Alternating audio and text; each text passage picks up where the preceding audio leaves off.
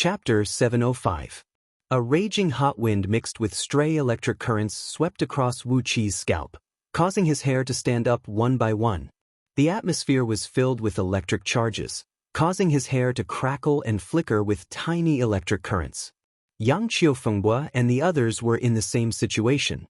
Their bodies were shrouded in a faint layer of electric currents, and they were all dumbfounded as if they had just seen a ghost. The valley was only a part of Wu Qi's plan as a bait, a little trick to fool the eyes and ears. His goal was to lure the sovereign to the myriad poisons formation he had set up in a hilly area nearby. But never in his wildest dreams did he expect that all the arrangements in the valley would be shattered by the sovereign's palm thunder. Even though it was just a bait, the valley was carefully constructed with 3 layers of nested large-scale formations. Even though the sovereign was a primordial immortal, Wu Qi thought he could at least cause him some trouble. In Wu Qi's opinion, the sovereign would not be able to get out of the valley without a quarter of an hour's time. But the sovereign's palm thunder had shattered all the arrangements in the valley, along with the 2,700 soldiers who were responsible for controlling the formation flags and all the arrangements in the formation. 3 sets of nested array diagrams, hundreds of array disks of different sizes, and vital energy that were connected to 6 underground spirit veins as energy supply, as well as 2,700 heaven immortal soldiers controlling the array, were all shattered by a single palm thunder. It was the most ordinary palm thunder, a palm thunder that could be cultivated by any cultivator who had made some achievements in the Jin Dan realm. It was the most basic magic of immortal cultivators, and yet, it had completely destroyed the formation that Wu Qi had meticulously constructed with just one strike. Just now, when the sovereign raised his hand and unleashed the palm thunder, Wu Qi sensed the strange changes in the surrounding void with his divine sense. The lightning bolt that shot out of the sovereign's palm was as thin as a strand of hair, no more than a foot long. However, it contained an indescribable, marvelous rhythm. When it shot out, all the energy in the surroundings underwent a fundamental change. All the natural energy was transformed into surging lightning, and then quickly gathered toward the lightning bolt. In the blink of an eye, all the heaven and earth spiritual qi in a radius of 10,000 miles had been attached to that bolt of lightning, turning into a terrifying thunderstorm. The sovereign had only thrown out a tiny seed, but in that instant, it had grown into a towering tree, which had unleashed an incredible and terrible power. The 1,000-mile-long valley, the 3 sets of nested formations, and so many soldiers who were controlling the formations were all turned into nothingness by a single thunderbolt. Although crafty plots and schemes are useful, they can never be used in public. Sitting in the chariot, the sovereign lifted the bead curtain in front of him and stared coldly at Wu Qi. I have long expected that this journey will be full of troubles. That's why I asked the empty chariot to move forward while I stayed behind to see who is trying to make things difficult for me. With a faint sigh, the sovereign narrowed his eyes and said coolly, "So, it's an old friend who is trying to kill me, isn't it?" Wu Qi chuckled. The chaotic energy in his body kept rolling and swelling as the chaotic natural energy in the surroundings and the purple energy under the ground rushed into him. His body abruptly grew from 30 feet tall to about 50 feet. Muscles bulged all over his body, and black dragon scales stood up one after another like sharp blades. Amidst his heavy breathing, Wu Qi exhaled like a dragon. Streams of black airflow swirled around him like living flood dragons. Clenching his fists, Wu Qi sneered at the sovereign and said, "As long as the sovereign is alive, His Highness will never be at ease. If His Highness is dead, the contribution we have made will be enough for all of us brothers to be conferred marquises, right?" Chuckling, Wu Qi nodded at the sovereign and said, "By the way, we have also captured your son, Li Qinghua, which is a great contribution as well." The sovereign sighed, a little dispirited, then shook his head and said, "You want to kill me? Do you think you can get the credit?" Wu Qi gave a cold snort. He was worried as well. He had expected that the formation he had laid out could hold the sovereign for at least a quarter of an hour with the help of the natural power of the dark energy in the valley. A quarter of an hour later, he would lure the sovereign to another place that he had prepared in advance, a flat piece of land to the left of the valley where a teleportation formation had been laid out, which would transfer all of them into the myriad poisons formation. First, he would use a small formation to lure the enemy and make them arrogant, and then he would use the myriad poisons formation to attack the enemy head-on. While the enemy was arrogant and careless, he would first eliminate a group of gold immortals around the sovereign and weaken the enemy's strength. After that, he would focus all his efforts on trapping the sovereign with the myriad poisons formation. Wu Qi had carefully weighed all these steps in his mind, but he did not expect that the sovereign's overall strength, the overall strength of a primordial immortal, had far exceeded his expectation. With just a palm strike, the sovereign had shattered the formation in the valley. How was he going to lure the enemy? How was he going to lure the enemy? Schemes and tricks were useless in the face of absolute strength. With a wry smile, Wu Qi pointed to the complex terrain of hills and valleys next to the valley and said, "Sovereign, His Highness is waiting for you in that formation. If you can enter the formation and break it, we'll offer young Master Li Qinghua and the 2 dragon pythons to you. If you can't break the formation then." Wu Qi purposely did not finish his words. He just let out a few gloomy, cold laughs. The sovereign looked thoughtfully at the hilly area and said in a flat voice, "Is the King Yang Qiu you mentioned King Yang Qiu or that old villain King Yang Shan?" When the 4 Yang Qiu Fengbo brothers heard the sovereign insult their master, they roared at the same time, "How dare you! Shut up!" The sovereign shook his head and snorted softly. Immediately, a thunderclap rang out in the 4 brothers' ears. Their eyes widened abruptly, and all the capillaries in their eyes broke. Blood gushed out of their eyes, and soon, blood was pouring out of their 7 orifices. However, the sovereign's soft snort turned into countless thunderbolts that exploded in the 4 brothers' spiritual oceans, nearly shattering their souls. Fortunately, Wu Qi reacted quickly. He quickly produced 4 bone talismans, crushed them, and smashed them on the back of the 4 brothers' heads. Then he punched them with both hands and quickly sent a stream of purple energy into their bodies. The 4 bone talismans were made by powerful oracles from the Directorate of Celestials, and they had the effect of stabilizing one's mind and soul and expelling evil spirits. As soon as the spirit light rushed into the 4 brothers' spiritual oceans, the thunderclaps were quickly dispelled and their souls were stabilized. Meanwhile, the purple energy that Wu Qi sent into their bodies quickly repaired their broken capillaries in their brains. Having escaped death with great difficulty, the 4 brothers gave the sovereign a look of horror and took a few steps back subconsciously. Grabbing Wu Qi's hand, Yang Qiufengbo gritted his teeth and said in a low voice, "My good brother, we owe you one. Damn it, this old evil Taoist cultivation base is simply..." Wu Qi looked helplessly at the sovereign as well. The gap between their cultivation bases was just too huge. It was unimaginably huge. Gritting his teeth, Wu Qi suddenly threw his head back and gave a long cry into the sky. "Listen up, Your Highness.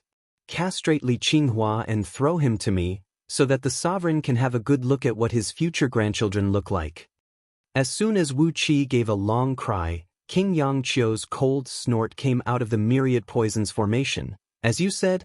Well, should I cut him off or slice him into pieces?" A shrill scream came from afar, and then Li Qinghua howled at the top of his voice, "Dad, help me! They are taking off my pants." The sovereign's face twitched violently, and then turned livid. "How dare you! How shameless!" He roared at the top of his voice. "What a formation you are! Here I come. King Yang Qiu, you are even more despicable, filthy, and despicable than your father. I'm going to cut you into 1,000 pieces, grind your bones, and scatter your ashes." Pointing a finger at Wu Qi, the sovereign snapped, "Lead the way, boy. After I break your formation, I'll cut you into pieces and send your soul into transmigration, so that you can be reincarnated as a woman and suffer endless humiliation in a brothel for the rest of your life." The sovereign's threat was so powerful that Wu Qi could not help but shudder and look at the sovereign with a strange look in his eyes. Not only could he send a man's soul into transmigration, but he could also control the appearance of his enemy's future reincarnation. Was the cultivation base of a primordial immortal really so heaven-defying? The 6 paths of reincarnation was a law controlled by the heavenly Tao. Could it have become the sovereign's private property? Us. Wu Qi suddenly thought of the melodious chanting. Grinning coldly, Wu Qi, maintaining his 50-feet-tall dragon-man form, strode toward the myriad poisons formation with the sovereign and his companions. Yang Xiufenghua and the others exchanged a glance. Laughing strangely, they soared into the sky and quickly disappeared into the formation. Although the myriad poisons formation was very powerful, its vital parts still needed to be guarded by experts. Otherwise, its foundation could be easily shaken by others. As soon as they entered the formation, they saw countless extremely thin streams of colorful mist rising from every mountain and valley, transforming into an extremely thin layer of colorful mist that firmly enveloped the hills within a radius of thousands of miles. The sovereign laughed mockingly. A formation that covers 1,000 miles? What is this? Have you ever seen an ancient formation like the one from the Celestial Court that covers an entire world? What is a mere formation that covers 1,000 miles? Wu Qi looked over his shoulder at the sovereign and said coolly, a formation does not have to cover a large area. As long as it can kill people, it is a good formation. What do you think? Gently patting the dragon python sisters, who were coiled around his neck, Wu Qi smiled at the sovereign and quickly disappeared into the formation. Sitting in the chariot, the sovereign looked up at the sky with a complicated expression, then glanced around. Finally, he looked at the formation that was shrouded in colorful smoke and murmured, well, it's not bad to be a Buddha of the Buddhist League. I've studied the immortal Tao for countless eons, but now I have to cultivate the Buddhist Dharma from the beginning. Never mind, never mind. At least, the Lord Buddha has promised me that I'll stay alive in this catastrophe and protect all my family members. What else can I ask for? Grinning coldly, the sovereign's chariot sped into the formation. Hundreds of gold immortals in the purple mist cried out at the same time as they followed the chariot into the formation. The roars of venomous insects and beasts could be heard coming from within the formation, and a plume of colorful smoke rose high into the sky. The entire formation was fully activated, and before long, the miserable howls of people dying could be heard coming from within. Chapter 706. As soon as the chariot entered the formation, the purple mist dissipated, revealing more than 300 immortals from myriad immortal alliance, clad in purple robes, and 30 or so strangely dressed youths. Needless to say, these immortals were the elites brought here by the sovereign, and they were almost half the number of gold immortals the alliance had recruited. As for those strangely dressed youths, no one knew where they came from. These youths were tall and strong, and their bulging muscles were full of strength. However, their bodies were not as heavy and cumbersome as Fan Yuqi and Fan Kuai, whom Wu Qi knew. Instead, they gave off a feeling of vigor, agility, and agility. Their hair was of different colors: purple, blue, red, white, silver, and many others, and all of them had waist-length hair that hung loosely behind their backs. The style of their robes was ancient, and the lines seemed very simple. However, the simple lines revealed an indescribable noble and dignified aura. They were handsome, and their eyes were filled with a natural nobility and pride. When they raised their heads slightly to look down at the crowd, they looked like gods looking down at the mortals from the clouds. They were outstanding young men, but their overall strength was really weak. As soon as they entered the formation, the sovereign drove the chariot and chased after Wu Qi. Behind the chariot, more than 30 black flood dragons rose into the sky, their bodies emanating a strong black smoke and a pungent stench. They sprayed out a great amount of venomous liquid to separate the immortals from the sovereign's chariot. The gold immortals bellowed, waved their hands, and unleashed dazzling sword beams that stretched for miles across the void toward the flood dragons. The black venomous liquid splashed on the sword beams unleashed by the gold immortals. Amidst a sizzling noise of corrosion, the sword beams quickly dimmed, and the halos on the surface of many cracked. The venomous liquid touched the flying swords, corroding them and leaving pits of various sizes on them. In just a few seconds, a deafening rumble echoed out as dozens of immortal swords exploded at the same time, turning into countless specks of light that drifted down from the sky. These flood dragons were vicious creatures that Yugu had spent a great deal of effort to cultivate. They were no longer living creatures, but bizarre existences between ghosts and zombies. What they usually devoured were carefully concocted venoms and poisons, and Yugu had been refining them with all kinds of vicious magic. The venom stored in their bodies would give even a primordial immortal a headache, let alone these gold immortals. After all, Yugu was a supreme oracle, and all his tricks were based on primordial immortals. Fighting against gold immortals was just a piece of cake. The Ws managed to stop the gold immortals for a moment. Next, clouds of smoke surged out from the 49 mountains down below to rapidly charge into the ranks of the gold immortals. The void around them twisted, and dozens of colorful flags fluttered in the air. Amidst the spinning of heaven and earth, all the gold immortals and the youths in quaint outfits were thrown randomly into various vicious killing formations within the myriad poisons formation. Of course, those gold immortals were not bothered with them. Naturally, the experts led by Yang Qiufengbo would deal with them with the help of the formation. As a result, these youths were thrown into the valley in the center of the formation. Then, a dull drumming echoed out, and hundreds of thousands of arrows wrapped in black flames came whistling toward the youths from all directions, leaving trails of black smoke that stretched for miles behind. These bolts were the venomous flying centipede crossbows recorded in the myriad poisons formation provided by Wu Qi.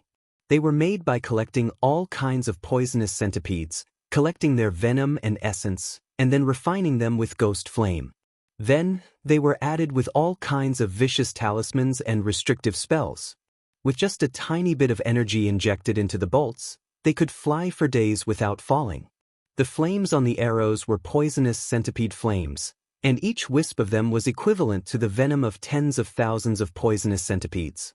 If the flames accidentally invaded one's body, even a gold immortal would have his or her limbs mutilated.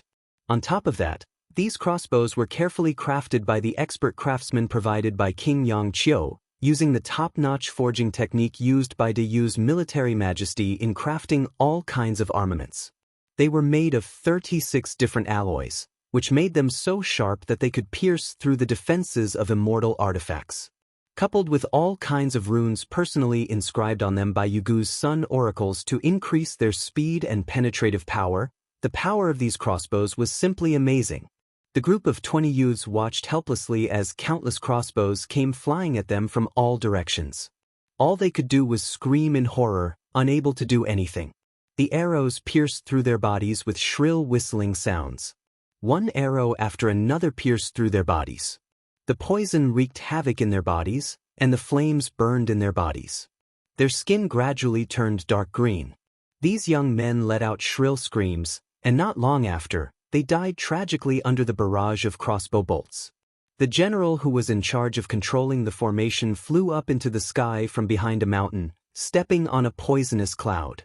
Looking disdainfully at the youths who had died, he shook his head and said with a sneer, "How dare they come here to court death with myriad immortal alliance when they don't even have the cultivation base of heaven immortals? Are these people out of their minds?" The poison on the crossbows was so vicious that the bodies of the youths began to rot and dissolve as soon as they touched the ground. Even their bones were quickly corroded by the venom, and only their teeth, the toughest part of their bodies, barely remained intact. No one cared about the lives of these youths, so no one noticed that the teeth left on their bodies did not look like those of humans, but were extremely long and sharp, like those of beasts. If an experienced oracle of De Yu were to examine these bodies, he would be surprised to find that their teeth were almost identical to those of divine beasts such as white tiger and black tortoise. There were even some youths who did not leave any trace. After they fell to the ground, their bodies quickly rotted and dissolved, and then wisps of pure energy began to flow out of their bodies. Crystal cores the size of fists began to disintegrate, and some runes that represented the laws of heaven and earth began to crack, turning into natural energy and returning to heaven and earth. No one cared about the lives of these youths with low cultivation bases, and naturally, no one could think of what it meant for them to die here. The various vicious ambushes and restrictive spells in the myriad poisons formation were activated at the same time. Coordinating with the formation, Yang Qiufenghua and the others attacked from all directions, besieging the hundreds of gold immortals brought here by the sovereign. The power of the myriad poisons formation was so great that no matter how hard the gold immortals fought, they were faced with endless poisonous creatures and all kinds of unimaginably vicious restrictive spells. Their immortal energy was constantly being consumed, and their defensive immortal artifacts were gradually being eroded by all kinds of venomous liquids and gases, causing their strength to gradually decline. Wu Qi had transformed into a 50-feet-tall dragon man and was running at top speed inside the formation, leading the sovereign and his chariot to the heart of the formation. Two lofty mountains stood at the entrance to the valley, one on the left and the other on the right. Huge flagpoles and flags could be seen fluttering on the peaks of the mountains. On the flagpole on the left, there were more than 30 ferocious and ugly crimson flame snakes coiled around it. On the flagpole on the right, there were thousands of thumb-sized turquoise coral sea spiders crawling on it. Over his shoulder, Wu Qi beckoned to the sovereign, who was sitting in the chariot, and said with a loud laugh, "Come in if you have the guts, old Taoist." Laughing wildly, Wu Qi's body flickered and plunged into the valley. The sovereign let out a strange laugh and drove the chariot into the valley. He did not care how the formation around him was changing, that the colorful poisonous smoke had sealed off the entire place, and did not even bother to look at the countless runes of various sizes that the smoke had condensed into. Laughing wildly, he drove the chariot straight into the valley, chasing after Wu Qi. "Hand over my son and the two dragon pythons." The sovereign roared with laughter. With a flick of the horsetail whisk in his hand, countless green threads shot out and turned into a surging green torrent that swept toward Wu Qi. Wu Qi's body froze abruptly. When the sovereign's horsetail whisk swept out, the void around Wu Qi suddenly froze. The void was sealed and he could no longer move. In a moment of desperation, Wu Qi threw his head back and let out a long roar. The black nine nether ghost flame around him soared hundreds of feet into the sky, while his body swelled once again, and the black dragon scales on his body became thicker and thicker. Then he raised both arms and swung them. Amidst a crisp cracking sound, the void hundreds of feet around Wu Qi was suddenly torn open with white cracks that could be seen with the naked eye. A blinding light burst out of the white cracks as Wu Qi shook his body with all his might. A terrible force gradually shattered the void, and strange spatial energy poured out of the barrier, turning into countless dimensional blades that shot out in all directions. The green torrent unleashed by the sovereign was slashed by tens of thousands of dimensional blades. Countless green threads were cut off, turning into a rain of green light that rained down in all directions. In the sky, Yugu's supreme tower quietly appeared. Standing on the top of the tower, King Yangqiu, Yugu, and Yu Qingcheng looked down at Wu Qi, who was luring the enemy deep into the valley. King Yangqiu's face was filled with wild joy when he saw that Wu Qi was able to shatter the void sealed by the sovereign. Yugu's brows were twitching as he kept counting how many beautiful daughters and granddaughters he had who were not married yet. Yu Qingcheng, on the other hand, stared fixedly at Wu Qi with a cold gleam in his eyes as if he had seen a ghost. Accompanied by a crisp cracking sound, Wu Qi walked step by step through the shattered void. The dimensional blades had torn his dragon scales, skin, muscles, and bones. But with the powerful effect of the true body of heaven and earth scripture and the dragon transformation script, Wu Qi's wounds healed rapidly. Gritting his teeth, he strode forward. Suddenly, he threw his head back and roared, "Lend me a hand, Lei Meng." The pill cauldron perched on the lotus throne over the sovereign's head shot out a beam of purple smoke in the shape of a dragon and a tiger, grabbing toward Wu Qi. Meanwhile, Yugu drove the supreme tower and smashed it down. In the sky, 100-mile-wide area of space suddenly shattered. A dense thundercloud rushed out of it, and 100-mile-tall, enormous hazy silhouette slowly emerged along with a muffled rumble of thunder.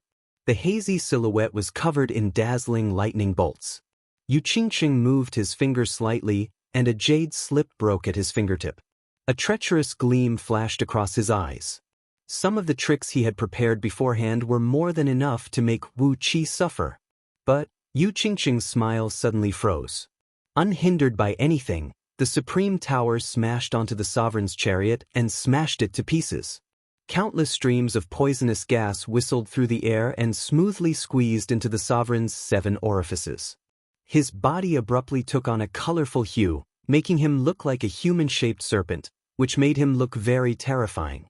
Lei Meng, the ghost deity whom Wu Qi had summoned, spun and turned into a bolt of lightning as thick as a water tank, smashing down from above. The flame, the pill cauldron, and the little boy were all torn to pieces by the lightning bolt. The sovereign howled miserably as blood sprayed out of his body, which had turned a mixture of 7 colors. A cold gleam flashed in King Yangqiu's eyes. All of a sudden, he leaped down from the sky and thrust his sword into the sovereign's forehead.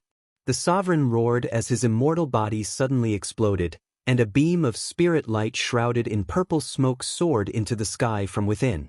The sovereign's immortal body was destroyed, and his immortal soul was fleeing in panic. Chapter 707. Wu Qi stood rooted to the spot, allowing the blades to hack and slash at him, bringing up large chunks of flesh and blood. King Yangqiu stood rooted to the spot, staring blankly at the immortal soul that soared into the sky with purple mist swirling around it. The sovereign of the Myriad Immortal Alliance, Immortal Ding Jun of the Celestial Court, an important official who controlled half of the alchemy workshops of the Celestial Court, was killed so easily? Yugu was struck dumb as well. Even though the sovereign was severely wounded, and his immortal body and immortal soul were severely damaged, he was still a mighty primordial immortal. Even if he was on his last breath, he was not someone who could be easily dealt with. In order to guard against the sovereign's desperate attack, Yugu had taken out all his belongings, including the few secret treasures left behind by the ancestors of the Yu clan in Liangzhu. All he had to do now was to fight the sovereign to see who was stronger. But he was killed just like that? His immortal body had disintegrated, and only his immortal soul had escaped? All 3 of them were stunned, but Yu Qingqing reacted quickly. He pointed at the sovereign's immortal soul and cried out. A beam of jade-colored light rushed out of the top of his head, transforming into 4 large hands that grabbed a huge net and flew toward the sovereign's immortal soul. Yu Qingqing's mentality changed in an instant. In order to embarrass Wu Qi and make him fall out of favor with King Yangqiu, he could not let Wu Qi complete the great merit of killing the sovereign. Therefore, he had prepared a lot of preemptive measures to ruin Wu Qi's plan. But it was one thing to set the sovereign free in advance, and it was another to kill him so easily with his immortal body shattered, leaving only his immortal soul to escape. By killing the sovereign's immortal body, which was only a wisp of his immortal soul, he had already accomplished most of the merit. A primordial immortal's immortal body could only be formed after countless eons of careful tempering and polishing. Unless the sovereign's immortal soul could find a primordial corpse to possess in a short period of time, there was no way he could cultivate his immortal soul again. The laws of the Great Path contained in his immortal soul were so powerful that ordinary bodies and spirit treasures could not contain his immortal soul. Therefore, when the sovereign's immortal body disintegrated, he had lost 80% of his cultivation base. Even though there was only a wisp of his immortal soul left, it could not stir up any great waves. In the future, he could only hide in some spirit cave where he could gather energy and cultivate bitterly, spending countless eons to rebuild his immortal body. But after countless eons, when he was lucky enough to recultivate his immortal body, it would be too late. By then, what use would he be as the sovereign of the Myriad Immortal Alliance? Now that Wu Qi had taken 80% of the credit, all of Yu Qingqing's ambushes had become a joke, and Wu Qi had firmly grasped the credit. In that case, Yu Qingqing naturally had to put on a good show. By capturing the sovereign's immortal soul alive, he would be able to claim a great credit, wouldn't he? The net was shrouded in a faint black smoke and evil aura, with countless ghost heads dancing in it. It was the 9 Sons and Mother Yin's soul net, which Yu Qingqing had refined by combining the magic of the immortal Tao and the divine ability of the ghost Tao of the Directorate of Celestials. It was especially good at restraining the souls and all spirit bodies of immortals. The net was extremely filthy, and if an immortal soul was caught in it, It would be like a puddle of water falling into a latrine pit, and its overall strength would be reduced by half. Yu Qingxing alone could not refine the 9 Sons and Mother Yin Soul net to such a great extent. But, as a direct descendant of the Yu clan in Liangzhu, he also had a powerful elder as his backer. The net was a domineering magical artifact that 9 elders of the Yu clan had spent 49 years refining for him. It was so powerful that it posed a great threat to the sovereign's immortal soul. As soon as the gray net appeared, the heaven and earth darkened. Activate the formation. Don't let his soul escape. Yu Qingxing shouted, gesticulating. At this point, everything Yu Qingxing had arranged was useless against Wu Qi, so he could only go with the flow and claim a share of the credit himself. Therefore, he was more proactive than anyone else, fearing that the sovereign's immortal soul would escape. If that happened, he would have nothing to gain. As soon as the 9 Sons and Mother Yin Soul net spread out, it expanded into a net that covered 1,000 miles in circumference and loomed over the sovereign.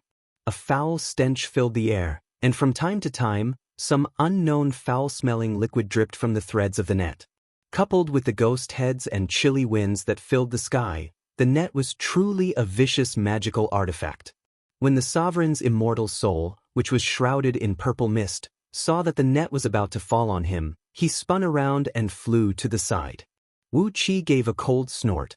With a violent shake of his body, he shattered the void around him, then transformed into a dragon-shaped beam of black light and soared into the sky. Sovereign, since you're already here, we might as well take things as they come. Leave your immortal soul here. We still have a lot of things to interrogate you about. With a strange laugh, Wu Qi gritted his teeth and said, as the supervisor of the Celestial Court's pill workshops, you should at least leave me all the pill recipes of the Celestial Court that you remember. King Yangqiu and Yugu's eyes gleamed coldly at the same time. Pill recipes of the Celestial Court? Both men cried out in unison and transformed into dazzling beams of light that towered into the sky. Pu Lao's beast soul flew out from the top of King Yangqiu's head. As he let out a furious roar, the surrounding void vibrated, and the void within 100 miles exploded with a deafening boom. Countless spatial fragments shot out in all directions, forcing the sovereign's immortal soul to twist and struggle in the midst of the spatial fragments, lest it be sucked into the disintegrating void. Yugu, on the other hand, let out a long cry. His supreme tower soared into the sky, with countless runes flashing at the base of the tower at the same time. Countless wisps of black smoke shot out from the base of the tower like poisonous snakes, reaching out toward the sovereign's immortal soul in an overwhelming manner. For a moment, with the 9 Sons and Mother Yin spirit net sealing off the sky, King Yangqiu's roar shattering the void, Yugu's supreme tower emanating black smoke that filled the air, and Wu Qi flying through the void like a dragon, the sovereign was forced into a dead end. With a furious roar, a plume of purple smoke suddenly sprayed out of the sovereign's hazy immortal soul, which quickly transformed into a jade rui scepter that measured tens of miles in length. Shrouded in a vast expanse of golden light, it smashed toward the 9 Sons and Mother Yin spirit net. It was a jade rui scepter condensed from the essence power of the sovereign's immortal soul, and it was cast with the supreme divine ability of the immortal Tao, the pure yang mystic art. The golden light swirling around it was 10,000 times hotter than the sun. As soon as the jade rui scepter appeared, Wu Qi, King Yangqiu, and Yugu hurriedly retreated. Yu Qingxing's cultivation base was not very strong, so he could not control the 9 Sons and Mother Yin spirit net at will, a magical artifact whose power far exceeded his cultivation base. As a result, he could only send it out, but could not retract it. Seeing that the situation was not good, Wu Qi and the others quickly dodged, but the 9 Sons and Mother Yin spirit net fell heavily and collided with the jade rui scepter. Countless miserable howls echoed out as the jade rui scepter transformed into plumes of purple mist and drifted away.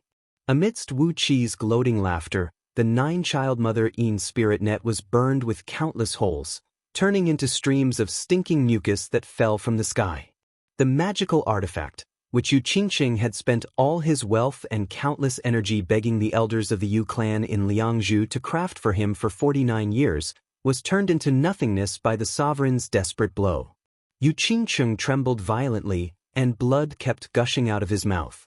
Wu Qi's laughter pounded on his heart like countless heavy hammers. Yu Qingcheng felt both heartache and anger, and his vision darkened and he nearly fainted. He pointed a finger at Wu Qi in exasperation, wishing he could open his mouth and swallow Wu Qi alive. The sovereign's immortal soul swayed a little, then slowly flew up into the sky. Laughing strangely, Wu Qi came next to the sovereign's immortal soul with a blink of an eye and grabbed it with one hand. A loud noise rang out as the sovereign's immortal soul was enveloped in a pale green flame of extremely high temperature. The flame, which looked like colored glaze, began to burn the scale-covered palm, melting the scales and turning the flesh and bones into ashes. In just a blink of an eye, the palm was reduced to bones. However, Wu Qi had forcibly inserted the Great Cosmic Soul Locking Seal, a vicious mystic art in the scroll of stealing, into the sovereign's immortal soul. Countless information flashed across Wu Qi's spiritual ocean. Then he clenched his palm, which had been burned to the point where only 5 purple bones were left, and forcibly extracted all the memories related to alchemy and fire control from the sovereign's weakened immortal soul. At the same time, Wu Qi compressed and released the chaotic energy in his body, and a wisp of the pale green flame wrapped around the sovereign's immortal soul was absorbed by the chaotic energy as well, turning it into a flame inside Wu Qi's spiritual ocean, hovering together with the divine flame of order and the divine flame of heaven burning. This light green glazed flame was the great void peaceful glazed divine flame of the sky beyond heaven above the 9 heavens. It was the most powerful demon-subduing flame in the Tao sect. It had an extremely mystical effect when used to refine pills and weapons. In the past, Wu Qi could only use the divine flame of order to refine artifacts, but now that he had the divine flame of great tranquility, the magical treasures crafted with the same materials and techniques would definitely be at least a few times stronger than those crafted with the divine flame of order. After all, the divine flame of order was only good at dealing with various fiends and evil spirits, while the divine flame of great tranquility was the real flame that specialized in refining artifacts and pills.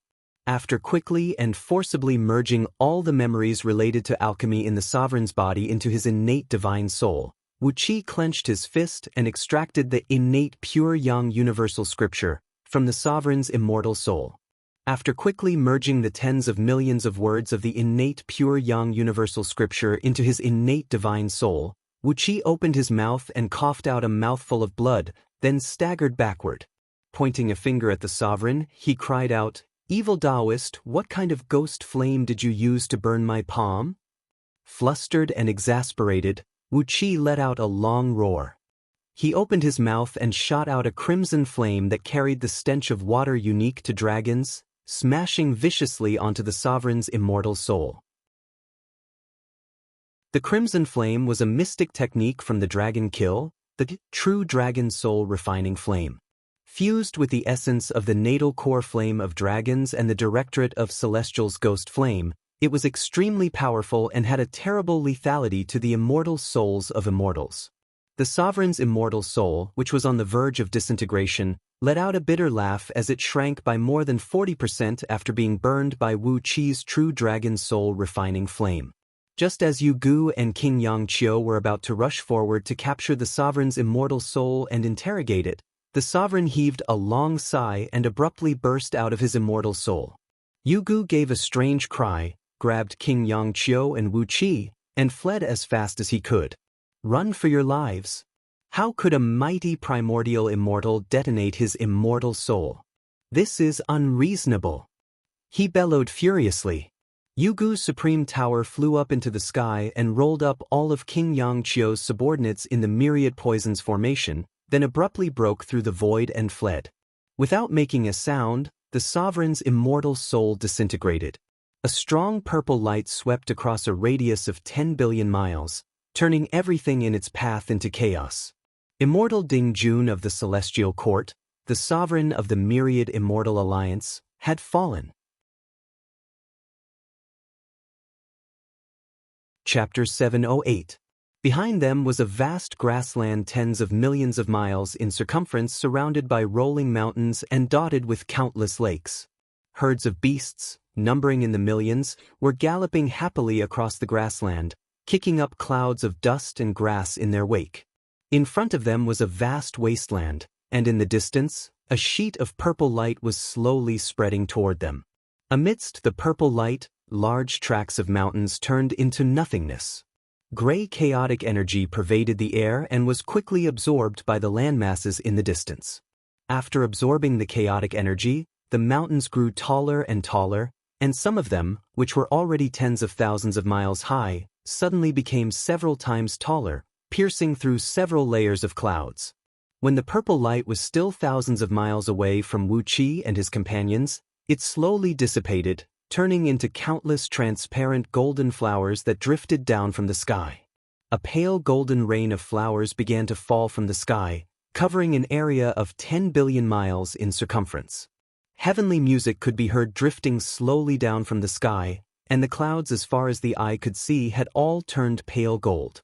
Strange light shone out from behind the clouds, shining beams of light onto the ground, and all the flowers, trees, and beasts that were touched by the beams of light grew rapidly.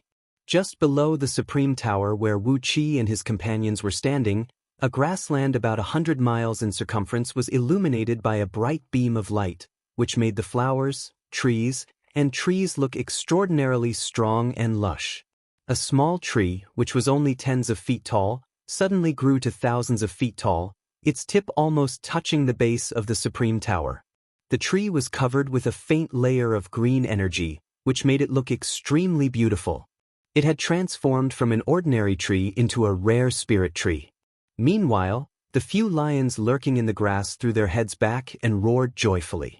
Their bodies, which were already about 30 feet long, quickly expanded to hundreds of feet long, their muscles bulging, their fur shining like gold, and their feet shrouded in wind and fire. Clearly, they were no longer ordinary beasts. Gradually, 3 pale purple clouds drifted over their heads, from which a golden rain of light fell, turning into 3 golden torrents that poured into Wu Qi, King Yangqiu, and Yugu's bodies. Wu Qi stared in horror at the purple clouds and the golden rain that poured into his body. What is this? This was the virtuous purple qi, and what was being injected into his body was the legendary heavenly Tao merit. As if molten gold was flowing into his body, every cell in Wu Qi's body was immersed in an astonishingly high temperature. However, such a high temperature didn't cause any harm to Wu Qi. Instead, he enjoyed the descent of merit. His body was shaking and his soul was laughing. Every strand of his hair was dancing rapidly in the golden rain of light. Wu Qi narrowed his eyes. He suddenly sensed a mysterious aura from this golden rain of light. The calmness that had imprisoned Wu Qi for a long time and prevented him from breaking through disappeared without a trace, as if it had never existed. Endless Pangu's sacred energy rose from the ground, turned into purple waves, and rushed into Wu Qi's body. Normally, even the divine sense of immortals could not detect this purple energy. But today, the purple energy that poured into Wu Qi's body was too much and too strong, so much so that it had condensed into purple waves that could be seen by the naked eye. The torrents kept pouring into Wu Qi's body with deep, muffled whistles. Some of them were absorbed by his fleshly body, and some were transformed into chaotic energy. The strength of his fleshly body broke through again and again. In the second Pangu heaven, he broke through the 1-star realm, the 2-stars realm, the 3 stars realm. In just a quarter of an hour, Wu Qi's true body of heaven and earth scripture had broken through to the 7 stars realm. The 7 stars realm of the second Pangu heaven was a terrifying realm that was strong enough to fight against a 5th-tier gold immortal. A realm that could overturn rivers and seas, move mountains, and even destroy a small heavenly realm with just a wave of his hand. As the chaotic energy absorbed the purple energy, the Song of Gale, the Dark Een Water scripture, the Inferno Hell Fiend scripture, and the incomprehensible heavenly Tao in the innate pure Yang universal scripture were quickly fused into Wu Qi's innate divine soul under the push of the heavenly virtues. The heavenly Tao, which was originally difficult, bitter, and incomprehensible, became extremely simple at this moment, as if 1 + 1 = 2. Even the state of enlightenment that Wu Qi often entered could not be compared to the speed of enlightenment that was being pushed by the heavenly virtues. In just a quarter of an hour, Wu Qi's understanding of the heavenly Tao laws, especially the Song of Gale and the various secret techniques he cultivated, had broken through to the peak of the first-tier gold immortal realm. As his cultivation base improved, the chaotic energy in his body grew stronger and stronger, and his magic power rose steadily as well. The 18th tier gold immortal, the 17th tier gold immortal, the 16th tier gold immortal, when a golden wheel of virtues took shape behind Wu Qi's head, Wu Qi's magic power had quickly risen to the 5th tier gold immortal realm, which was exactly the same as the current realm of his fleshly body.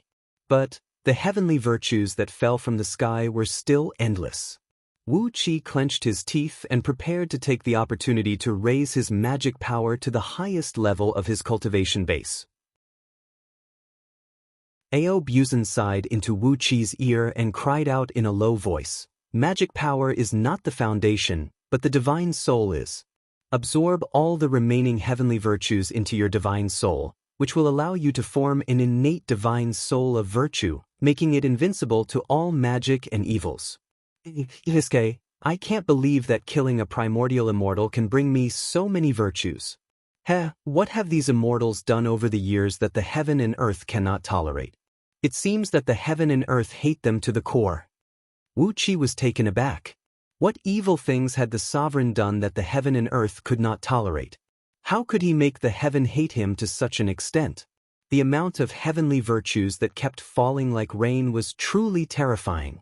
But then Wu Qi ignored this problem. Who cared what the sovereign had done? Just as Ao Buzan said, his magic power and cultivation base were just nothingness, which could be slowly improved with time. But his divine soul was the foundation of everything. A strong divine soul could allow him to better control his power, better understand the profound principles of heaven and earth, and better master everything. The heavenly virtues that continued to fall from the sky quickly fused into Wu Qi's innate divine soul. In his boundless spiritual ocean, the innate divine soul absorbed an immeasurable amount of heavenly virtues and quickly grew into a towering golden giant, whose body glinted with a golden light. The golden wheel of virtues hovered behind the giant's head, almost encompassing his entire body. Heavenly flowers, golden rain, and countless runes swirled around the giant, filling him with an inviolable air of majesty. The pouring of heavenly virtues lasted for a full hour, and the benefits Wu Qi had gained from it were simply indescribable. For him, it was basically the same as being reborn once again. When the purple clouds of heavenly virtues slowly dissipated, every strand of Wu Qi's hair was filled with a faint golden light, revealing a profound and elusive truth. Standing next to Wu Qi, King Yangqiu's appearance did not change much, but his expression was extremely bizarre. Trembling, he looked at Wu Qi, his eyes filled with the ecstasy that seemed to be on the verge of exploding. Grabbing Wu Qi with one hand, he stammered, I've been rewarded by the heavenly Tao, by prolonging my life, by 1 aeon. Wu Qi shuddered, and his scalp went numb. No matter how high the cultivation base of the humans in Diyu was, there was a limit to their lifespan. Ordinary people could only live for a little over 100 years, and those who practiced the true body of heaven and earth scripture and other cultivation techniques of the human race could live up to 100 years at most. But if one could absorb a powerful beast soul and fuse it with one's own soul, the source of one's soul would become stronger, and depending on the strength of the beast soul, one could live for thousands, tens of thousands, or even several periods. But even if the beast soul was the soul of a divine beast like the Azure Dragon or the White Tiger, 12 periods was the limit, and if one wanted to prolong his life, he would have to take all kinds of rare spirit items of heaven and earth. But there were limited spirit items that could prolong one's life, and if one took too many of them, one's body would develop a resistance to them, making it impossible to prolong one's life after taking the same spirit item multiple times. So, even the human emperor of Diyu, even if he could sit on the throne for dozens of periods, would eventually die. But as a reward of the heavenly Tao, King Yangqiu's life was actually prolonged by 1 aeon. For members of the imperial clan of Diyu, What did 1 aeon of life mean? Perhaps, with his long life, he would have a chance to taste the throne of the human emperor. Sometimes, life was also a kind of capital, and an extremely important one. Wu Qi looked at King Yangqiu with a smile on his face. It was simply wonderful to have a backer who could prolong his life by 1 aeon. If King Yangqiu could really become the human emperor in the future. The smile on Wu Qi's face grew brighter as he bowed to King Yangqiu sincerely and said, "Congratulations, Your Excellency. This is really good, really good." While King Yangqiu was laughing like a fool, Yu Gu, who was standing next to him, burst out laughing as well. Yu Gu, who was so old and shriveled that he could die at any moment, had taken countless life-prolonging spirit herbs, and was at the end of his life. But now, he had transformed from a shriveled old man to a middle-aged man in his 30s. A strong energy and a vast aura spread out of him. Anyone with a discerning eye could tell at a glance that his life force had been completely restored, his lifespan had been greatly extended, and his cultivation base must have taken a big step forward as well. Killing a primordial immortal is like getting rid of a vermin for the heavenly Tao. Wonderful. Yu Gu stroked his beard and laughed. Killing a primordial immortal is so beneficial. What a pity! How can a primordial immortal be so easy to kill? Wu Qi and King Yangqiu exchanged a glance, then suddenly threw their heads back and laughed wildly at the same time. Yes, the heavenly Tao had bestowed such virtues upon them by killing a primordial immortal, which was really delightful. But how many primordial immortals were as unlucky as the sovereign? If primordial immortals were really prey that could be easily hunted, perhaps Yu would have teamed up and hunted them to prolong his life and improve his cultivation base. It was already a blessing from the heavens that they were lucky enough to kill the sovereign, and they could not ask for anything more. Yu Qingqing, on the other hand, had an unsightly expression on his face. Gnashing his teeth, he stared at Wu Qi and clenched his fists so tightly that his nails dug into the flesh of his palms. He was roaring furiously in his mind. Why are there only 3 purple clouds of virtues? Why is even Wu Qi rewarded by the heavenly Tao? Didn't I, Yu Qingqing, do anything to kill the sovereign? Boundless malice rushed to his head, and Yu Qingqing's hatred for Wu Qi rose to a new height for no reason. He felt that if it were not for Wu Qi, the virtues and credit should have been his. Wu Qi turned to give Yu Qingqing a cold look and sneered in his heart. "There's no hurry, I'll deal with you and your disciples as soon as I get back." Chapter 709. With banners fluttering and drums ringing, King Yangqiu, his face beaming with joy, slowly drifted down from the Supreme Tower and stepped onto the cloud platform of his army. Tens of thousands of soldiers, their armors polished to a bright shine, held their heads high, and puffed out their chests as they looked at King Yangqiu with fanaticism, shouting, "Long live your highness." Following closely behind King Yangqiu, Wu Qi drifted down from the sky with narrowed eyes and a smile on his face, feeling the enthusiasm and excitement of the soldiers down below. The news that King Yangqiu had successfully killed the sovereign and captured his son, Li Qinghua, had spread through the army, and the official report had been sent to Liangzhu as fast as possible. With such a great contribution, as long as Liangzhu responded, King Yangqiu would not only be promoted, but all the generals and soldiers under his command would also be rewarded handsomely. They would definitely be promoted and rich, and many of them would even be conferred titles of nobility. Once they were conferred titles of nobility, they would be entitled to a beast soul and fuse with it. Not only would it greatly improve their overall strength, but it would also greatly prolong their lifespan. These were all real benefits. Even Yu Gu, who had always been shrouded in a ghostly aura, looked very different today. With a big smile on his face, he strolled triumphantly among the crowd, showing off his muscular body, which had regained its youthfulness. The enormous virtues of the heavenly Tao had brought him straight back to the age of 30, and with his current cultivation base, he could live for dozens of periods. The heavenly Tao had also recorded a great contribution for him, and his lifespan had been extended by a long time. The old fellow was so excited that his heart was about to explode. Those elders of the Yu clan in Liangzhu were about the same age as Yu Gu, and they did not have many years left to live. When those elders died, Yugu would be the oldest elder of the Yu clan in Liangzhu, the one with the highest status and the strongest cultivation base. At that time, it would be a piece of cake for him to support his descendants to become the clan master of the Yu clan in Liangzhu. At that time, he would be the spokesperson of the Yu clan in Liangzhu, and all the high positions in the imperial court of Yu would be up to him to choose. Killing a primordial unity golden immortal in exchange for so many benefits was worth it. Yugu even felt his lower body begin to heat up, and his little brother, who had not moved for tens of thousands of years, seemed to sense the arrival of spring. Squinting at the young and beautiful girls who had come to greet King Yangqiu, he wondered if he should quickly pick a few of the prettiest girls and take them to a remote tent to do something that only young people would do. Amidst the laughter, Yu Qingqing's face was the most unsightly. With a straight face, he wished he could hack Wu Qi to death with his sword. How could Wu Qi be the one to benefit so much? How did he get so much merit? Why not me? Why not Yu Qingqing? Why is it not the excellent, intelligent, wise, and brilliant Lord Yu Mianqing who gets all these benefits? He, Yu Qingqing, was an erudite scholar who knew everything about astronomy and geography, who could bring peace to a country with literature and rule a country with martial arts. He was simply an omnipotent man. But Yu Qingqing's current cultivation base was only that of a 33rd tier heaven immortal, a nobody in the imperial court, and a military counselor who was often looked down upon by King Yangqiu's side. How could he be wronged like this? How could you not use such a talented man?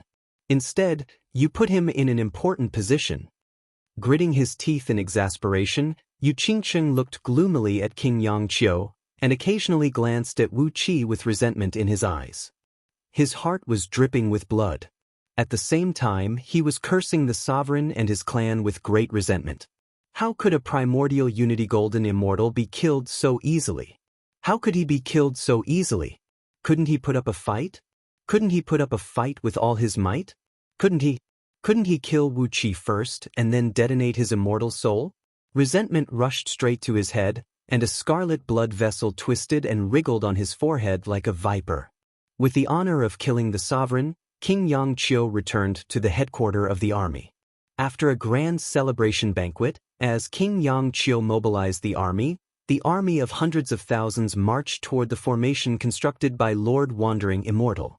On the ground, hundreds of thousands of soldiers marched forward with thunderous footsteps. In the air, a large group of feathermen soldiers were flying in the air. Their dark wings formed a dark cloud that almost covered the sky. In the sky, hundreds of flying ships were led by the jade-armored Mystic Turtle flying ship, rushing forward like a dark cloud. This time, King Yangqiu had mobilized all his troops without reservation, including the 6 squads of soldiers he had hidden in the mountains thousands of miles away. Just now, during the celebration feast, Wu Qi had reported to King Yangqiu that because of the virtues of the heavenly Tao, his understanding of the Tao of formations had reached an extremely profound level, and that he could now break the formation constructed by the Lord of the Wandering Immortal Alliance with a wave of his hand. King Yangqiu was overjoyed. He immediately mobilized all his troops, planning to wipe out the Lord of the Wandering Immortal Alliance and all the other immortals after killing the sovereign. Wu Qi was telling the truth. The virtues of the heavenly Tao was an extremely magical power. After his divine soul had absorbed an enormous amount of virtues of the heavenly Tao and formed an innate divine soul of virtue, his understanding of the heavenly Tao seemed to have improved from the most primitive abacus to a giant calculator. In just an hour, he had thoroughly comprehended the essence of formations in the scroll of stealing, and had even derived endless mysteries from it. The formation, which had been tricky for Wu Qi, now seemed to be full of loopholes.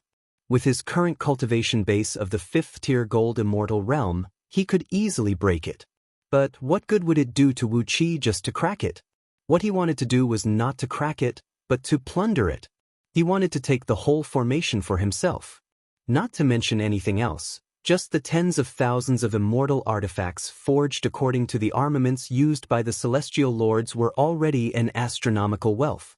After being refined by Wu Qi with the divine flame of great tranquility, and then laid out a brand new celestial formation with the essence of formations he had comprehended, it was powerful enough to kill any existence below the realm of primordial immortal.